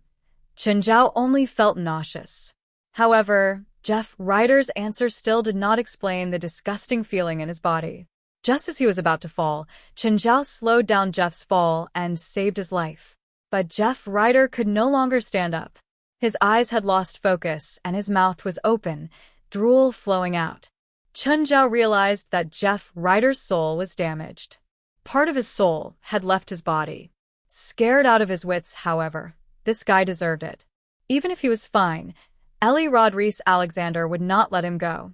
Of course, from Chun Zhao's interaction with Ellie Rodriguez Alexander, he could tell that the old woman was not as kind as she looked. The old woman was not as benevolent as she looked. Even if Jeff Rider was scared out of his wits, he might not be able to win Ellie Rodriguez Alexander's sympathy. On top of that, Ellie Rodriguez Alexander might even think that Jeff Rider was pretending to be crazy. After all, if Chun Zhao could not see the nature of the soul, he might also suspect that Jeff Rider was pretending. Chun Zhao tossed Jeff Rider into the trunk. He did not care if he would suffocate him to death. Where do you two get off? After sending Crumb and Masa to their house, Chun Zhao left without a second thought. Then, Chun Zhao left Jeff Rider at the entrance of the police station and called David. Chun Zhao was still thinking about the annoying spell. Be it Jeff Rider or Bo too, both of them had that annoying vibe. Chun Zhao decided to call Zhang Tianyi again. Old Zhang, it's me, Chun Zhao. Do you know what time it is in China? Chun Zhao looked at the time. It should be morning. You should be up by now, right? I usually sleep until late in the morning. I'm old and can't compare to you young people. I'll sleep in. Don't talk about age. I can go 10 days and 10 nights without sleep. With your cultivation, you're probably going to abstain from eating, right? Can an old man like me compare to you? Although Zhang Tianyi's cultivation wasn't as good as Chun Zhao's, he could still see the world. Chun Zhao did not believe that he would have the mental problems of an old man. Tell me, what is it? Zhang Tianyi's tone changed, and he suddenly got to the point. Remember what I told you a few days ago? He's annoying. I caught him today, and he said that someone cast some kind of magic on him. Then, he ate a living person, saying that he wanted to replace the meaning of his existence. Wait, you're saying that guy ate a living person? Yes. I think I know. I've never seen it, but I suddenly understand after hearing your description. What exactly is going on? Actually, that guy ate the karma of that unlucky guy and gave up his identity as a human. As for the annoying feeling you mentioned, it's actually this sense of dislocation. It's like a burly man wearing a woman's clothes. Not really. Nowadays, a lot of men look good in women's clothes. Chapter 1779. I've been watching traps recently too, Zhang Tianyi said. Chun Zhao felt like he'd heard a huge secret. Forget it, Zhang Tianyi said seriously. Let's get back to business. I never changed the topic. You're the one who suddenly talked about traps. Ahem. To be honest, there's nothing special about this spell. It's a spell that steals other people's karma. It sounds awesome, but it's actually a disguise. It can't fool anyone. If it's someone you haven't seen for years, You might be able to trick them with the faint shadow of the victim. But if it's someone the victim or the murderer is familiar with, it can't be hidden at all. Chun Zhao nodded. Ellie Rodriguez Alexander, who Jeff Ryder had lied to, hadn't seen her grandson for 20 years. Jeff Ryder's family or classmates could tell his original identity. So, this spell was indeed useless. Qin Zhao felt that if he had the time, he might as well make his face look like low hill. Perhaps the success rate would be higher. Of course, Bo too was already dead, and Jeff Ryder deserved to die too. If Ellie Rodriguez Alexander knew that her grandson was eaten by Jeff Ryder, she would definitely be shocked. Chun Zhao wondered how Ellie Rodriguez would deal with Jeff Ryder. Oh, did you know that Tamamo no Mae came to China a while ago? And then she ran away, of course. Fuck, that little vixen captured the hearts of many boys and girls. Her performance was horrible. You saw it. I'm looking at it critically. Did she leave by herself? No, she was chased away. There's someone capable in China? Our country is vast, and there are countless hermit experts. What's so difficult about chasing away a little vixen? By the way, are there really hidden masters in China? I don't know, Zhang Tianyi said disapprovingly. But no matter how strong they can't be higher than you. You're really a weirdo, but you do have a lot of treasures. It shouldn't be a problem to kill 1 or 2 little vixens. Chun Zhao remembered Zhang Tianyi's words. If they could kill Tamamo no Mae, they could probably kill him too. Since Huaxia had it, other countries might have it too. Since Japan had 3 divine weapons, the other countries might also have 1 or 2 divine weapons if they pooled their resources together. When are you free to come to America again? I'll treat you to a meal. I'll never go to America again. I've calculated my fate. I won't leave Huaxia before I die, so if you want to see me again, come back. We'll talk about it in the future. Chun Zhao sighed. Young man, if you don't get rid of your worries, your cultivation won't be refined. Don't talk nonsense. I don't believe that mental illness can affect one's cultivation. Heh, your willpower is quite strong. Looks like this is useless against you. By the way, when you're at the end of your lifespan, do you want to learn from the 23rd generation Blood Mary and come up with a Longhu mission or something like that? Or do you want to take the treasure of the Celestial Master Sect of Longhu Mountain and hold a martial arts circle convention? Get lost. If I organize a martial arts tournament, it might just be for you. Do you think I'm stupid? Besides, I can still live for another 20 to 30 years. No matter what, I'll live longer than Blood Mary. Zhang Tianyi scolded with a smile. Plus, I don't see you being that enthusiastic about Blood Mary's Scarlet Mission. Zhang Tianyi might be in China, but he had connections and spies. The supernatural organization probably wouldn't be able to escape his eyes no matter what they did. The missions are too scattered, and there are too many. Plus, her so-called reward is meaningless to me. I'm not interested at all. That's true. The Scarlet Church has a lot of good stuff, but she can't bear to take out the real good stuff. Forget it. I'll go back to sleep. Norway, deep in the forest, how long will the fog take to disperse? Gaia asked. There's no wind here all year round. The fog lasts for more than 10 days every time. The person who answered Gaia's question was a local spiritualist guide called Derlin. Other than being a spiritualist, Derlin was also a university professor. It was very easy to get lost and get separated in the fog. Of course, so far, the team was still intact. Everyone was equipped with a Saturn AV watch. Other than positioning, the Saturn AV watch could also send out distress signals and find out the location and distance between each other. But everyone could feel that Derlin seemed to be looking down on them, because they were from North America. Also, because along the way, they had been using the equipment they brought with them to solve problems. They didn't use the spiritualists' method to solve problems. In addition, the way this group of people worked together was too strange. Klaus and the Lightning Squad were obviously normal people. All of them were equipped with firearms and explosives. Of course, Derlin didn't really expect to find the legendary Nordic giants. Strangely enough, there were so many mountain spirits and wild monsters in the Norwegian forest. But after so many days, they didn't even meet one. It had to be said that the luck of this group of people was extremely bad. Of course, it could also be said that Derlin's luck was extremely good. Since they didn't meet those mountain spirits and wild monsters, Derlin was also happy. Anyway, he just brought them around the forest. When they got bored, they would leave the forest. Suddenly, a group of people appeared in front of them. This group, and more than 10 people were supporting each other. It looked like they had just experienced a huge battle not long ago. Almost everyone was injured. The two groups of people faced each other. They were a little surprised to meet each other. Demas, what happened to you? Derlin recognized one of them. Demas was a Norwegian spiritualist like him. But looking at Demas's current appearance, he was in a very sorry state. His body and face were stained with blood and dirt. His injuries were the heaviest among the group. Derlin, don't go forward. Ahead is the territory of a group of withered tree ghosts.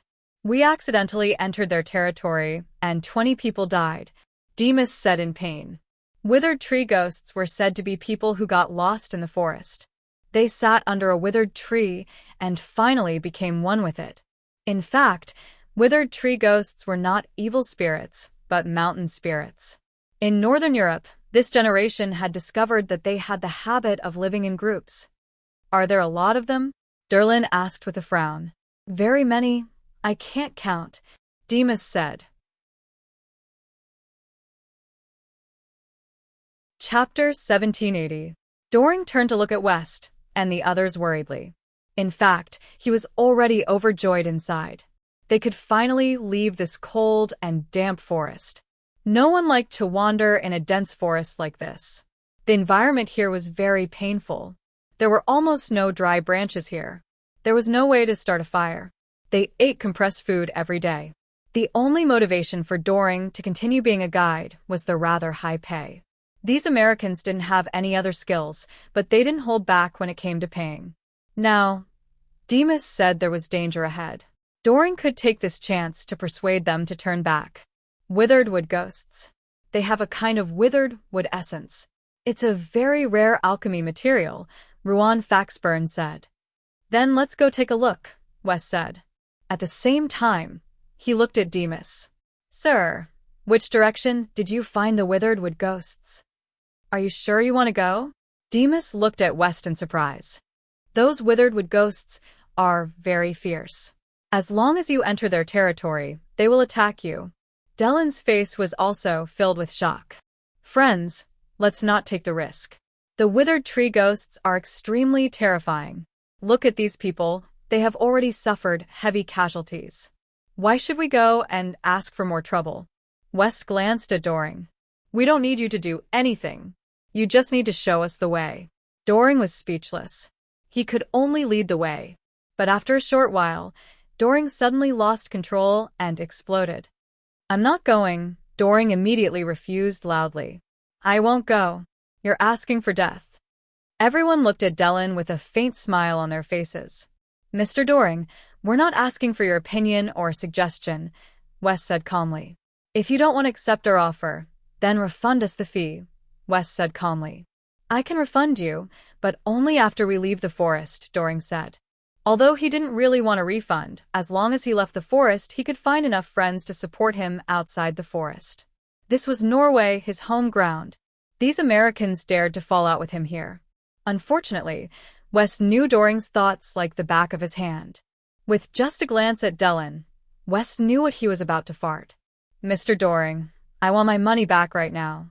But how could I have $200,000 on me? This is your problem. You guys are making things difficult for us. Dellen angrily criticized them. Forcing me to do something I can't? We hired you for a month and paid you in full in advance.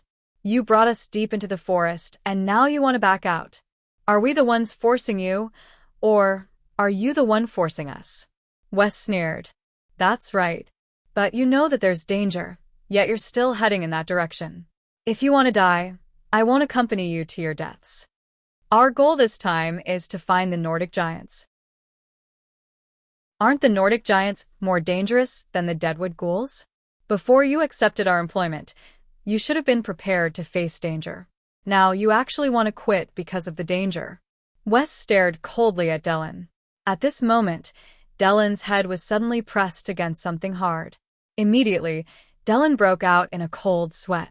At some point, Klaus had appeared behind Dylan and was pressing the Desert Eagle against the back of Dylan's head. What do you want?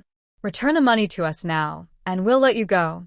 Or, lead the way obediently, West said calmly. I swear, after I get out, I'll return the money as soon as I can.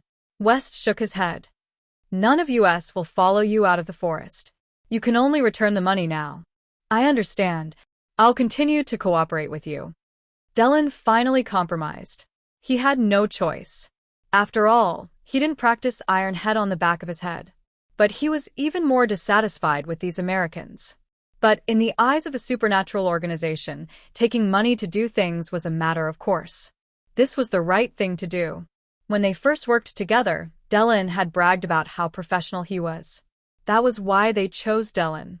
They didn't need Dylan to be talented in magic. They just wanted someone who could lead the way. But Dylan had quit halfway. No one would be happy. After walking for more than an hour, the sky was getting dark. Dylan glanced at West and the others. Mr. West, it's getting late. Shouldn't we rest here? Keep walking, Ruan Fazabin said. The Witheredwood ghosts are more active at night. The people from the supernatural organization never knew how to be considerate. Dylan thought they were crazy. They knew that the Witheredwood ghosts were hard to deal with, but they still wanted to find them at night. Wasn't that asking for death? I can't walk anymore. Let's rest here, Lisa said. She was the youngest and had the weakest physical strength. Then let's rest here, Gaia said. Fazabin, if you want to find the Witheredwood ghosts, bring a few people with you. Who wants to see them? West asked. I won't go, Gaia said. I'll go, Angelit said. Me too. A few people volunteered. In the end, Angelit, Morid, Jalanash, and Ruan Fazabin chose to continue. Dylan heaved a sigh of relief. He finally stopped advancing. But he felt that these people were afraid. The so-called few people who were going were most likely going to take a stroll in the vicinity. They started setting up tents. Gaia tried to start a fire. Unfortunately, it was still a failure. The humidity here was too high. The broken branches and leaves on the ground were also damp. There was no way to start a fire. Of course, Gaia didn't need it. However, not everyone didn't need it. It was early October, but the temperature here was always below 10 degrees. In winter, it would be even colder. The president should come, West said emotionally. West sighed. The president knows how to enjoy life. If he were here, we wouldn't have to suffer so much. Gaia rolled her eyes. If Chen came, it would be meaningless. Everyone knew this. West was just mocking himself. Facing such a harsh environment was also a test for them. The giants in Norse mythology were famous. But in terms of strength, they were far weaker than the Japanese demon, Tamamo. Chun Zhao was able to hold his own against such a powerful demon. The Nordic giant probably couldn't last more than a few rounds against Chun Zhao. Chapter 1781. Derlin was thinking about finding a chance to escape. Anyway, he definitely had an advantage in the terrain here. Moreover, the fog in the forest didn't disperse. Derlin sat under a tree and observed everyone in the camp. He didn't know when the four who'd gone to find the Deadwood ghosts would return. It would be best if they really went to find the Deadwood ghosts. Then they wouldn't be able to return. Out of the 30 or so people that Daimas had brought, only 20 were left in the Deadwood ghosts territory. If the four really went to the Deadwood ghosts territory, they definitely wouldn't be able to return. Derlin saw Gaia sitting on a high slope not far away. West, on the other hand, was talking to someone. President, we didn't encounter any trouble, West said. The environment here is a bit bad, but they didn't have much trouble. He tried his best to convince Chun Zhao not to come over. Tell Elite that I've taken care of his son. Tell him not to worry. West didn't think that he needed to say anything, and Elite didn't take it to heart at all. Suddenly, a thunderous boom came from not far away from the camp. West jumped in fright. What happened? West, what's the matter? It's nothing. It seems like something attacked our campsite. West looked in the direction of the loud noise. The people from the association in the campsite all looked calm and collected. Even Derlin stood up abruptly. He'd already been a bit disloyal. When he heard the boom, he shuddered like he'd done something wrong. Gaia, go and see what happened. Gaia stood up and walked around the camp. There was a huge hole in the ground. Smoke was still coming out of it.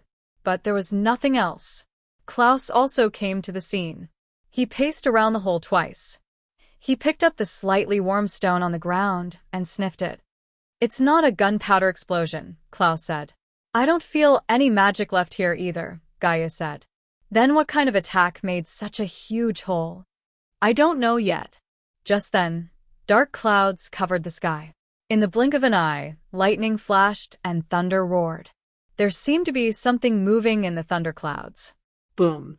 As the lightning flashed and thunder roared, a huge body flashed through the clouds.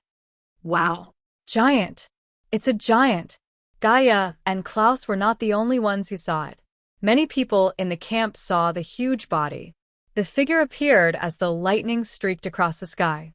After the lightning disappeared, they disappeared together. Although it was only for a moment, it allowed people to clearly see his silhouette. It was a giant with a huge body. That was definitely a giant from Norse mythology. However, that body was too big. It was as tall as a mountain. Derlin shuddered. He had also seen the scene in that instant. There really were giants. Giants really existed. In fact, in the forests of Northern Europe, there were many giant humanoid species. Like a cyclops, like a mountain lion, or an ogre. They were all humanoid creatures and they were tall. However, compared to the true legendary giants, it was not even worth mentioning. In Norse mythology, giants were the enemies of the gods of Odin. During the twilight of the Lord God, the giants were led by the evil god Loki and launched a war against the gods. If they were at the level of the mountain spirits and wild monsters, it was obviously impossible for them to be the main force in attacking the god race, and it was even more impossible for them to trigger the twilight of the gods. In the Norse region, people also strongly believed in fate and cause and effect. In Norse mythology, Odin knew that the twilight of the gods was triggered by the giants. Therefore, he started to chase the giants.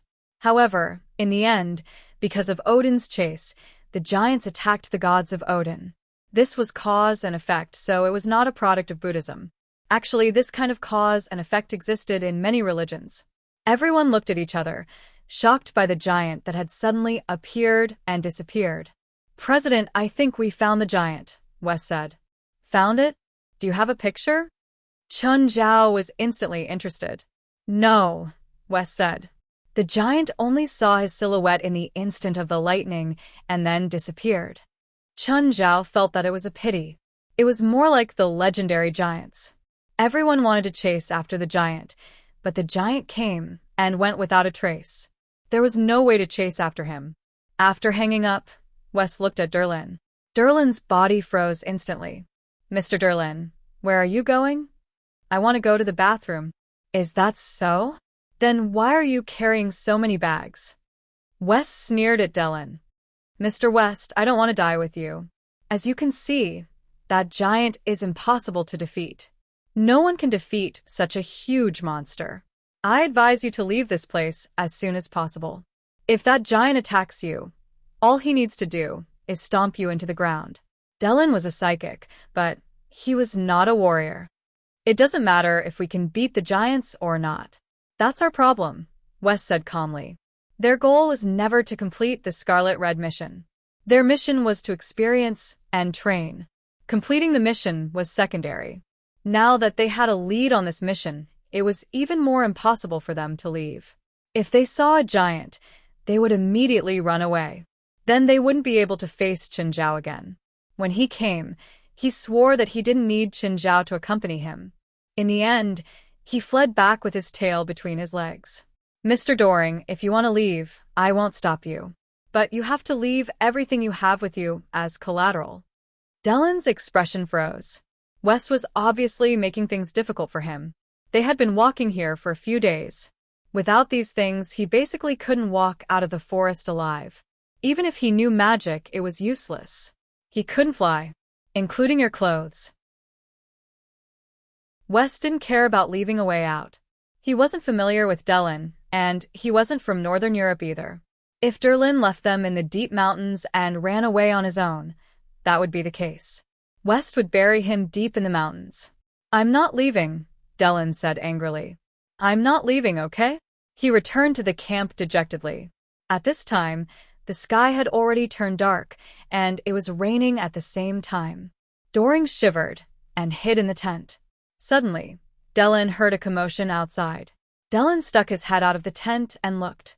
It turned out that Ruan Faxben, an elite, Jalanash, and Morid had returned.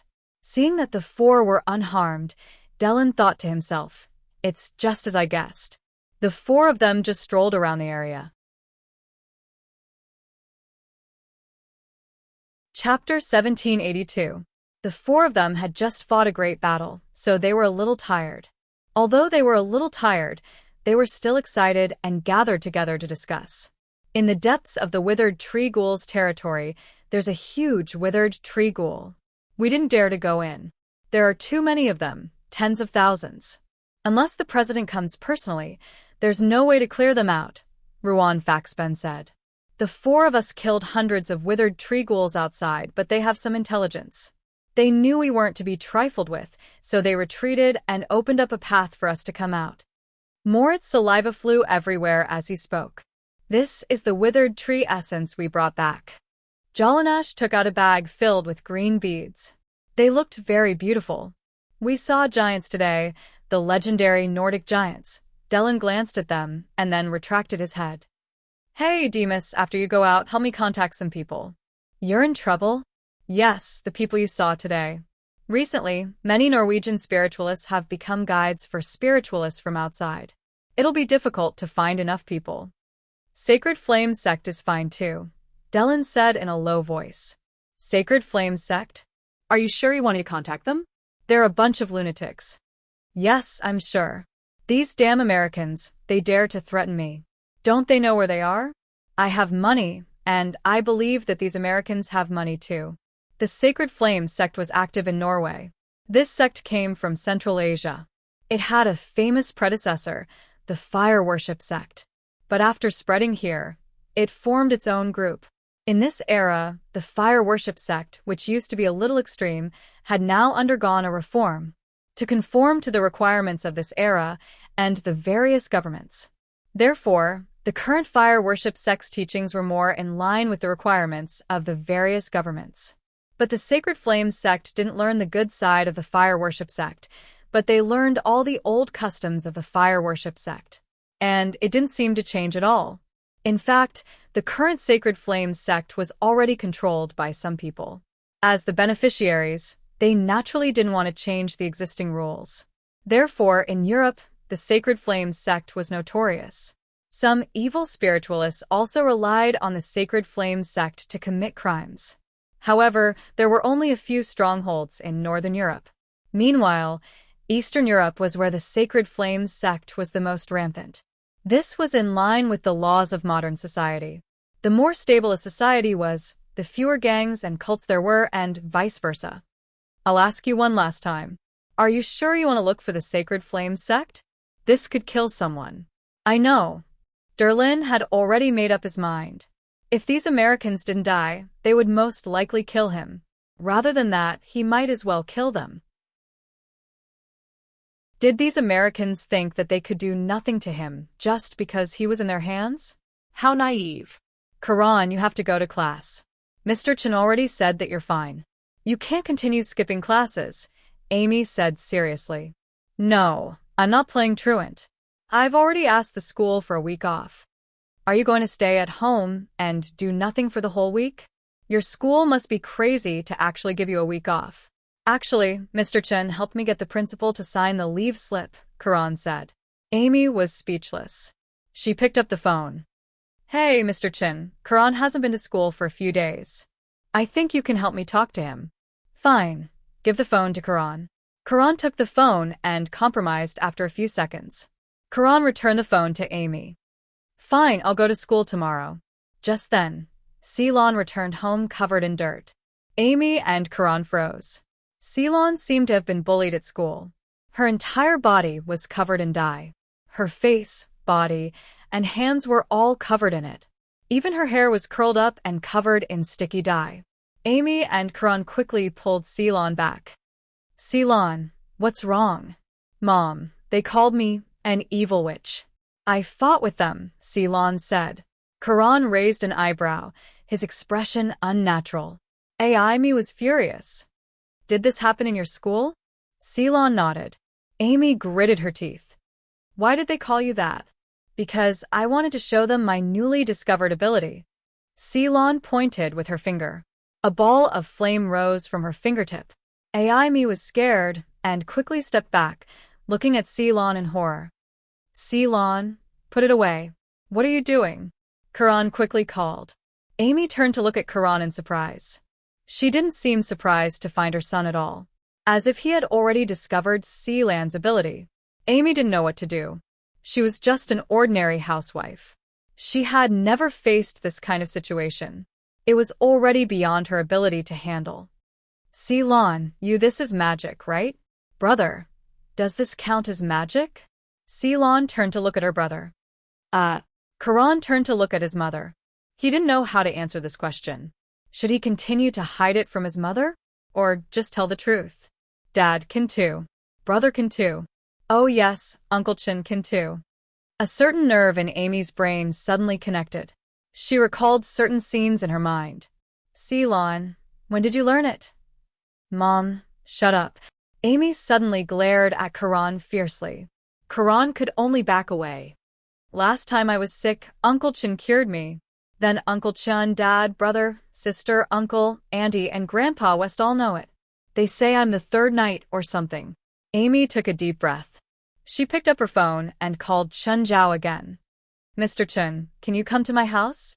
Ceylon might have a problem. Okay, I'll go now. Chun Zhao used half an hour to get there. Chun Zhao knocked on the door. When Kalon opened the door, he whispered to Chun Zhao, Mom knows. Knows what? Amy had her hands on Ceylon's shoulders. She stood at the door and looked at Chun Zhao. Hi, Amy. Chun Zhao suddenly regretted it. He should have found an excuse. Shouldn't an elite be the one to talk to his wife? Why did he have to get involved in this? What a headache. Chapter 1783. Mr. Chun, I want to know why my daughter has superpowers. Chun Zhao had hoped that it was something else, but it seemed like he'd been overthinking. But in the end, Amy didn't plan on beating around the bush. She went straight to the point. Chun Zhao didn't know how to respond. Do you want to hear the truth or a lie? What do you think? Amy stared at Chun Zhao aggressively. Amy's sudden attack didn't give Chun Zhao a chance to dodge. Actually, it's not a superpower, Chun Zhao said helplessly. Of course, it's fine if you treat it as a superpower. It's more or less the same. I want to know the details. Ceylon, Kalon, and Engelite. Amy, first you have to know that there are ghosts and demons in this world, Chun Zhao said. Ghosts? I thought this was the plot of X-Men, but what you're saying now reminds me of the plot of Hell Detective. Amy could still joke around, which meant she wasn't in a bad mood. In fact, Amy was angry because she was the last person in the family to know about it. Huh? Amy, you're funny. You think I'm joking? Amy looked at Chun Zhao coldly. Is that a problem? Of course. DC Comics have always been dark. Chun Zhao suddenly didn't know how to continue. But reality has nothing to do with comics. Fine, continue, Amy said. There are souls and demons in this world. Of course, there are people who fight them. Spiritualists are like that. Of course, different countries have different names for them, Chun Zhao said. Your daughter is a witch, Chun Zhao said. It's more likely that she inherited her bloodline from you. Me? But I'm a normal person. There's a type of person who's a hidden spiritualist. In fact, every witch is a hidden spiritualist before they awaken. The only difference is whether they awaken or not. You mean to say that I might be able to master magic? It's a very dangerous process, Chun Zhao said. Amy, do you remember that after you and Engelite fought last time, Ceylon was hospitalized in a coma? Under normal circumstances, she would have died. AI Mi's heart trembled. She had no idea that the situation would be so dangerous at that time. I can solve most problems, Chen Zhao said, but I can't guarantee that I can save people every time. I'm sorry, Mr. Chen. I shouldn't have talked to you like that. Amy suddenly felt grateful. That's not a problem. Chen Zhao shook his head. Colin's bloodline comes from his father. His ancestor might be a demon or some special existence, so he inherited some of his ancestor's abilities. However, male awakenings are more common and less dangerous. Of course, what happens in movies and horror movies won't happen in reality. There's no hunting for superpowers, and there's no so-called discrimination or prejudice. Amy looked at Kellen. Kellen, what superpowers do you have? Mom, Mr. Chen said it's not a superpower. Cut the crap. Let me take a look. But Colin looked at Chen Zhao. Chen Zhao had already turned his head away, ignoring Colin's doubts. How he decides is his business. It has nothing to do with me.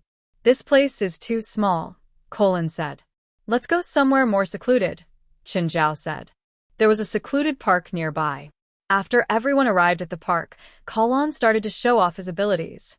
Speed. When Colin ran through the entire park at his fastest speed, Amy was still shocked. It was different from Ceylon's, which only used her finger to light a fire. It looked like magic. But Colin's speed was already shocking to Amy. Mr. Chen, what about you? What ability do you have? I'm a strength-enhanced type. I'm really strong. How strong? Really strong, Chen Zhao said. I can lift a car. Looking at Amy's expectant eyes, Chen Zhao wasn't sure if he should perform a performance of catching a car with his bare hands. Is Angelite's job dangerous? Amy asked. It's a bit dangerous, but I'll try my best to ensure everyone's safety. Of course, I'll also ensure the safety of the members' families. Since he'd already said it out loud, Chen Zhao couldn't keep hiding it anymore. Was it not dangerous to tell Amy that there was no such thing? That would be irresponsible to her family. Did Colin get attacked last time when he fainted? No. Chen Zhao hurriedly said before Colin could. Actually, Colin had just obtained his bloodline ability. His body hasn't caught up yet, so he's malnourished. Hearing this, Amy heaved a sigh of relief. What does an elite usually do for his missions? Deal with supernatural incidents, such as haunted houses. An elite or other people have to deal with them. What about his business trip to Norway? Something like that, Chen Zhao said. I'll try to reduce his business trips in the future. No, I don't want to be a hindrance to his work. I can tell that he likes his job. In that case, I'll support him. Amy's gaze was gentle after an elite got rid of the last barrier. After an elite removed the last barrier, Amy became more rational. Mom, can I join the supernatural organization? I want to. No, Chen Zhao interrupted. Without Angelite's permission, family members can't join, Chen Zhao said quickly. After all, it's dangerous. Mr. Chen, what? Chen Zhao glared at Colin. I haven't even settled the score with you yet. Mr. Chen, is there anything wrong with Ceylon? I need to make her understand one thing, Chen Zhao said. This ability isn't unique, but it's best not to use it in front of normal people. As for her school problems, I'll take care of it.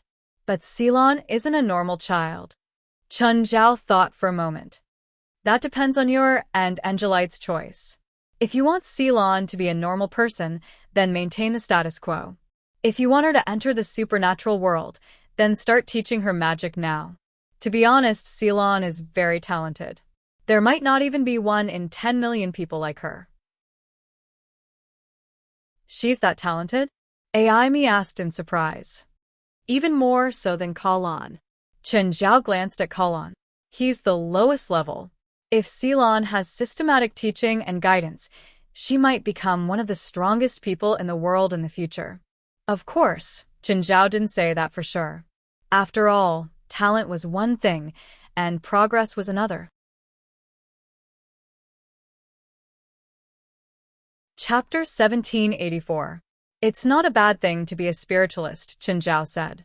Actually, there are some spiritualists around us. They live normal lives too.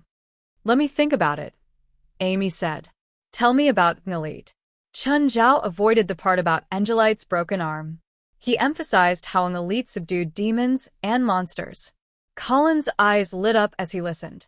He felt that his father was living the life he wanted. Just like a secret agent, he used the identity of an ordinary employee to hide his true identity. He wanted that kind of life, too. But there were 3 mountains in front of him. His parents and Chen Zhao. If they didn't agree, he wouldn't be able to join the supernatural organization. Mr. Chen, is your family spiritualist too? Not all of them, Chen Zhao said. My daughter experienced life and death on the day she was born. Will you let her become a spiritualist? Of course. Why not? Fate chose her, so there's no need to run away. Also, becoming a spiritualist doesn't mean you have to fight. Having abilities that others don't might not be a bad thing. Amy thought about it. It was true. She even hoped that she could become a spiritualist too. Of course, she also knew that she couldn't force it. This society is actually very dangerous. I've lived in China for 25 years, and I've never seen a gun in real life. But in the half a year I've been in LA, I've experienced 5 shootings, 1 bank robbery, and 2 kidnappings. If I didn't have special abilities, I'd probably be dead already. Can you avoid shootings with these abilities? Shootings happen randomly. No one can predict it. Of course, if Ceylon could learn and practice divination magic, she might be able to avoid these hidden dangers. Also, take Corin for example. With his speed, a normal person with a gun would not be able to hit him at all. Then, Chen Zhao sent Amy's family back. He didn't call an elite. He believed that Amy would definitely call him. As for how they would talk, that was their family's business. This kind of trouble should be dealt with by themselves. The next day, after Feilai went to work, Chen Zhao took the 2 kids and Portia to the headquarters of the organization. Portia didn't know why Chen Zhao was here. There was only one old man, Aduz, guarding the headquarters. Moreover, she always felt uncomfortable here. Chen Zhao entered the warehouse. It had been 3 days since the equipment had been installed. Chen Zhao could use this opportunity to try. Of course, he locked the door first. In case Portia came in, little Jerlin and little Larissa were left in Portia's care. Chen Zhao punched a hole in the wall opposite the ring-shaped sensor. Then, he turned on the device. Chen Zhao stood at the other end of the ring-shaped instrument. As long as Chen Zhao passed through the ring-shaped device, the device would record his data. This instrument was originally used to measure the speed of artillery shells. However, there was no problem with using it to test other objects. He took off his clothes and changed into the dragon scale underwear. He took a deep breath. He assumed the starting position of a track and field athlete. Release. Chen Zhao kicked with all his strength and shot out like a cannonball. Chen Zhao instantly passed through the ring-shaped sensor. However, Chen Zhao felt that he hadn't let go of his body just now, so his speed wasn't at his peak. Chen Zhao returned to the device and checked if it had measured his speed. The screen showed 991 meters per second, which was Mach 2. 91. Chen Zhao went back to the starting point and tried again. The same process. Release. Chen Zhao felt that his condition was even better this time. There was an obvious improvement. 1,125 meters per second, Mach 3. 3. Not bad. It seemed that after running twice, the cells in Chen Zhao's body had become active again. Chen Zhao ran again. This time, he increased his speed to Mach 3. 32, but not by much. For the next few times, Chen Zhao kept trying. It hovered around Mach 3. 35. After 10 tries, Chen Zhao had basically confirmed his running speed. Then he tested his flying speed.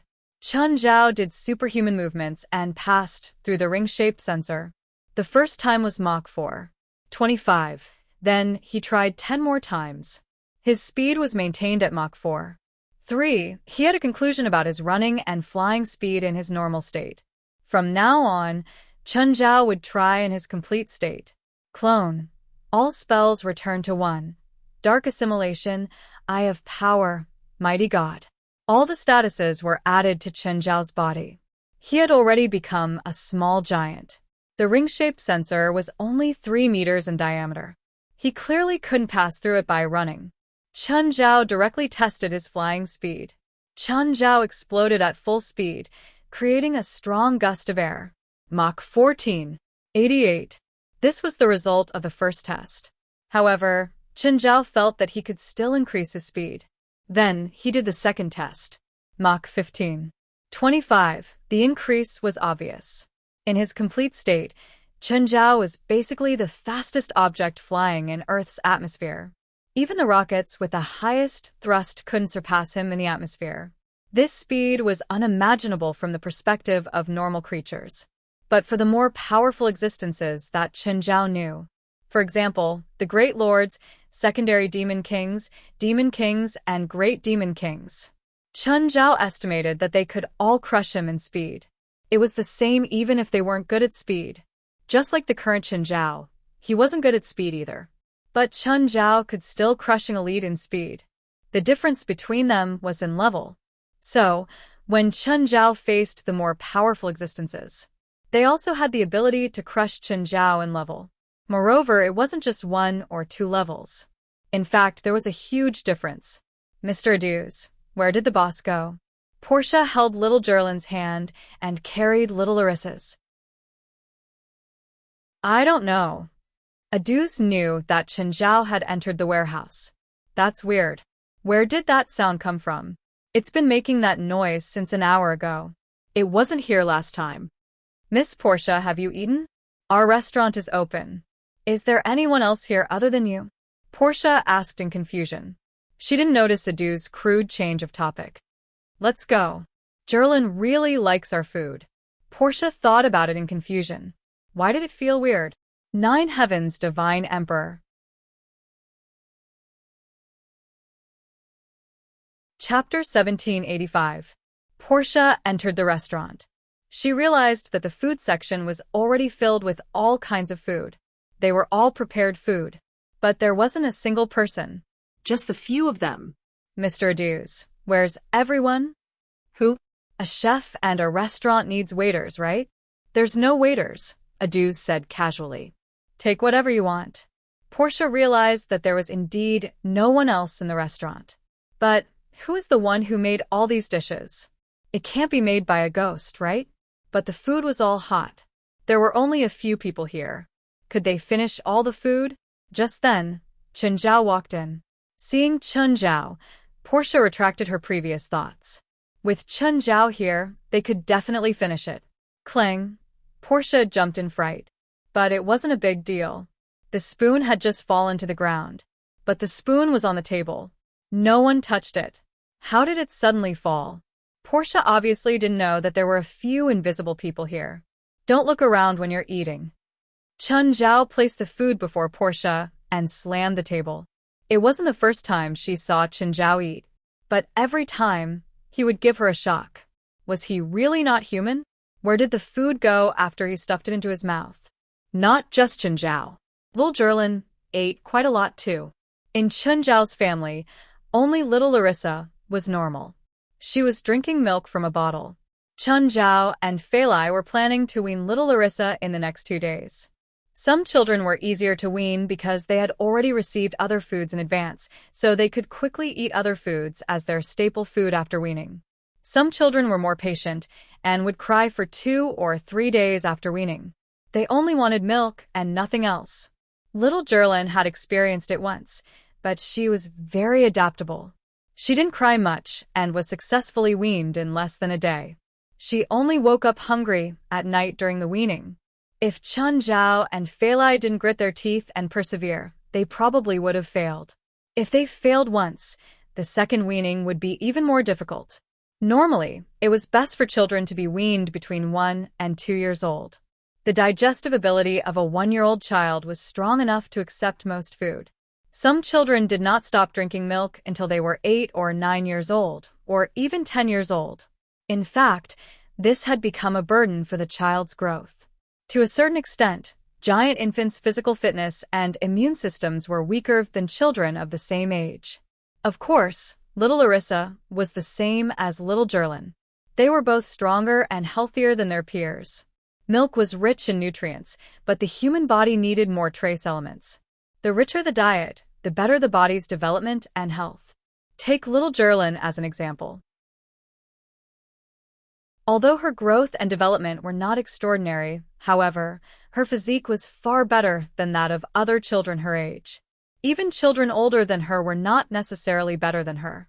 Little Jerlin could soak in the seawater for half a day. After eating and drinking, Chen Zhao patted Adu's shoulder. Adu's, I'm leaving. Oh. Have a safe trip, guild leader. Along the way, Portia was puzzled. Whether it was in the Mingyue villa or in that restaurant, Portia couldn't understand why they couldn't find a chef. What was there to hide from a chef? Boss, where are the chefs in your family and that restaurant hiding? Why are you guys always so secretive? I already said that our chefs are ugly. They can't meet guests. What about that restaurant? They're twins. They're both ugly, so they can't meet guests. Portia's face darkened. Even if you're lying, can't you be more careful? If the chefs know what you're saying, I wonder what they'll think. Just then, Chen Zhao received a call from Fellwood Cisco. Fellwood, what's up? Mr. Chen, the main part of the Mirror Lake project has been completed. When do you have time to send someone over to monitor the project? I'm free today, Chen Zhao said. At the same time, he told Portia, let's go to Mirror Lake. When they reached Mirror Lake, Chen Zhao parked the car in the temporary parking lot. Little Jerlin had been very excited about returning to Mirror Lake. But when she saw the lake that had changed drastically, she was a bit dazed. Maybe she thought that she had gone the wrong way. Little Larissa had no impression of Mirror Lake at all. Fellwood Cisco walked over. Mr. Chen, Miss Portia. It had been less than half a month since Portia's last visit. However, the Mirror Lake project progressed quickly. For one, it was because of Fellwood Cisco's urging. For another, the latter part of the project wasn't difficult. The most difficult part of the project was wading into the water. After that was done, the main part of the project was no longer difficult. Chen Zhao looked at the completed main part of the building. He was quite satisfied with the design. Dad, is this our Mirror Lake? Little Jerlin asked. Mirror Lake was still Mirror Lake, but the buildings were clearly different from what she remembered. Of course. Don't you remember? But what about our previous home? Dad didn't think it looked good, so he rebuilt it. Portia was speechless at Chen Zhao's parenting style. She didn't know the actual situation. She really thought that Chen Zhao had demolished and rebuilt it because it wasn't good. But with her understanding of Chen Zhao, he really might do something like that. Because of the project, the water at the edge of Mirror Lake was a bit turbid. But it didn't affect the water quality of the entire lake.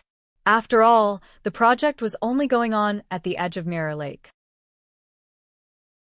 Moreover, Fellwood Cisco was trying his best to ensure that the water quality of Mirror Lake wouldn't be affected.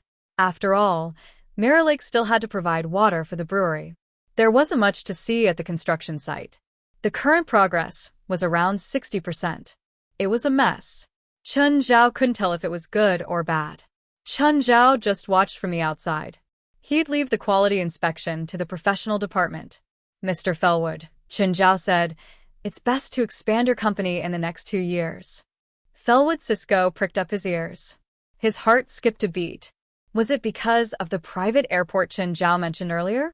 Mr. Chen, my company's people should be able to handle the private airport.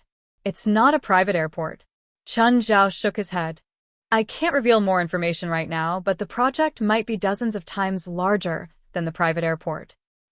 You're tuning in to the Dreamy Chapters YouTube channel. We're so grateful for your support, and don't forget to subscribe to join us on this incredible journey through captivating stories. Your generosity through donations truly makes a world of difference, as it's the primary source of revenue that allows me to expand and enhance this channel for you. Thank you from the bottom of my heart for being a part of this adventure.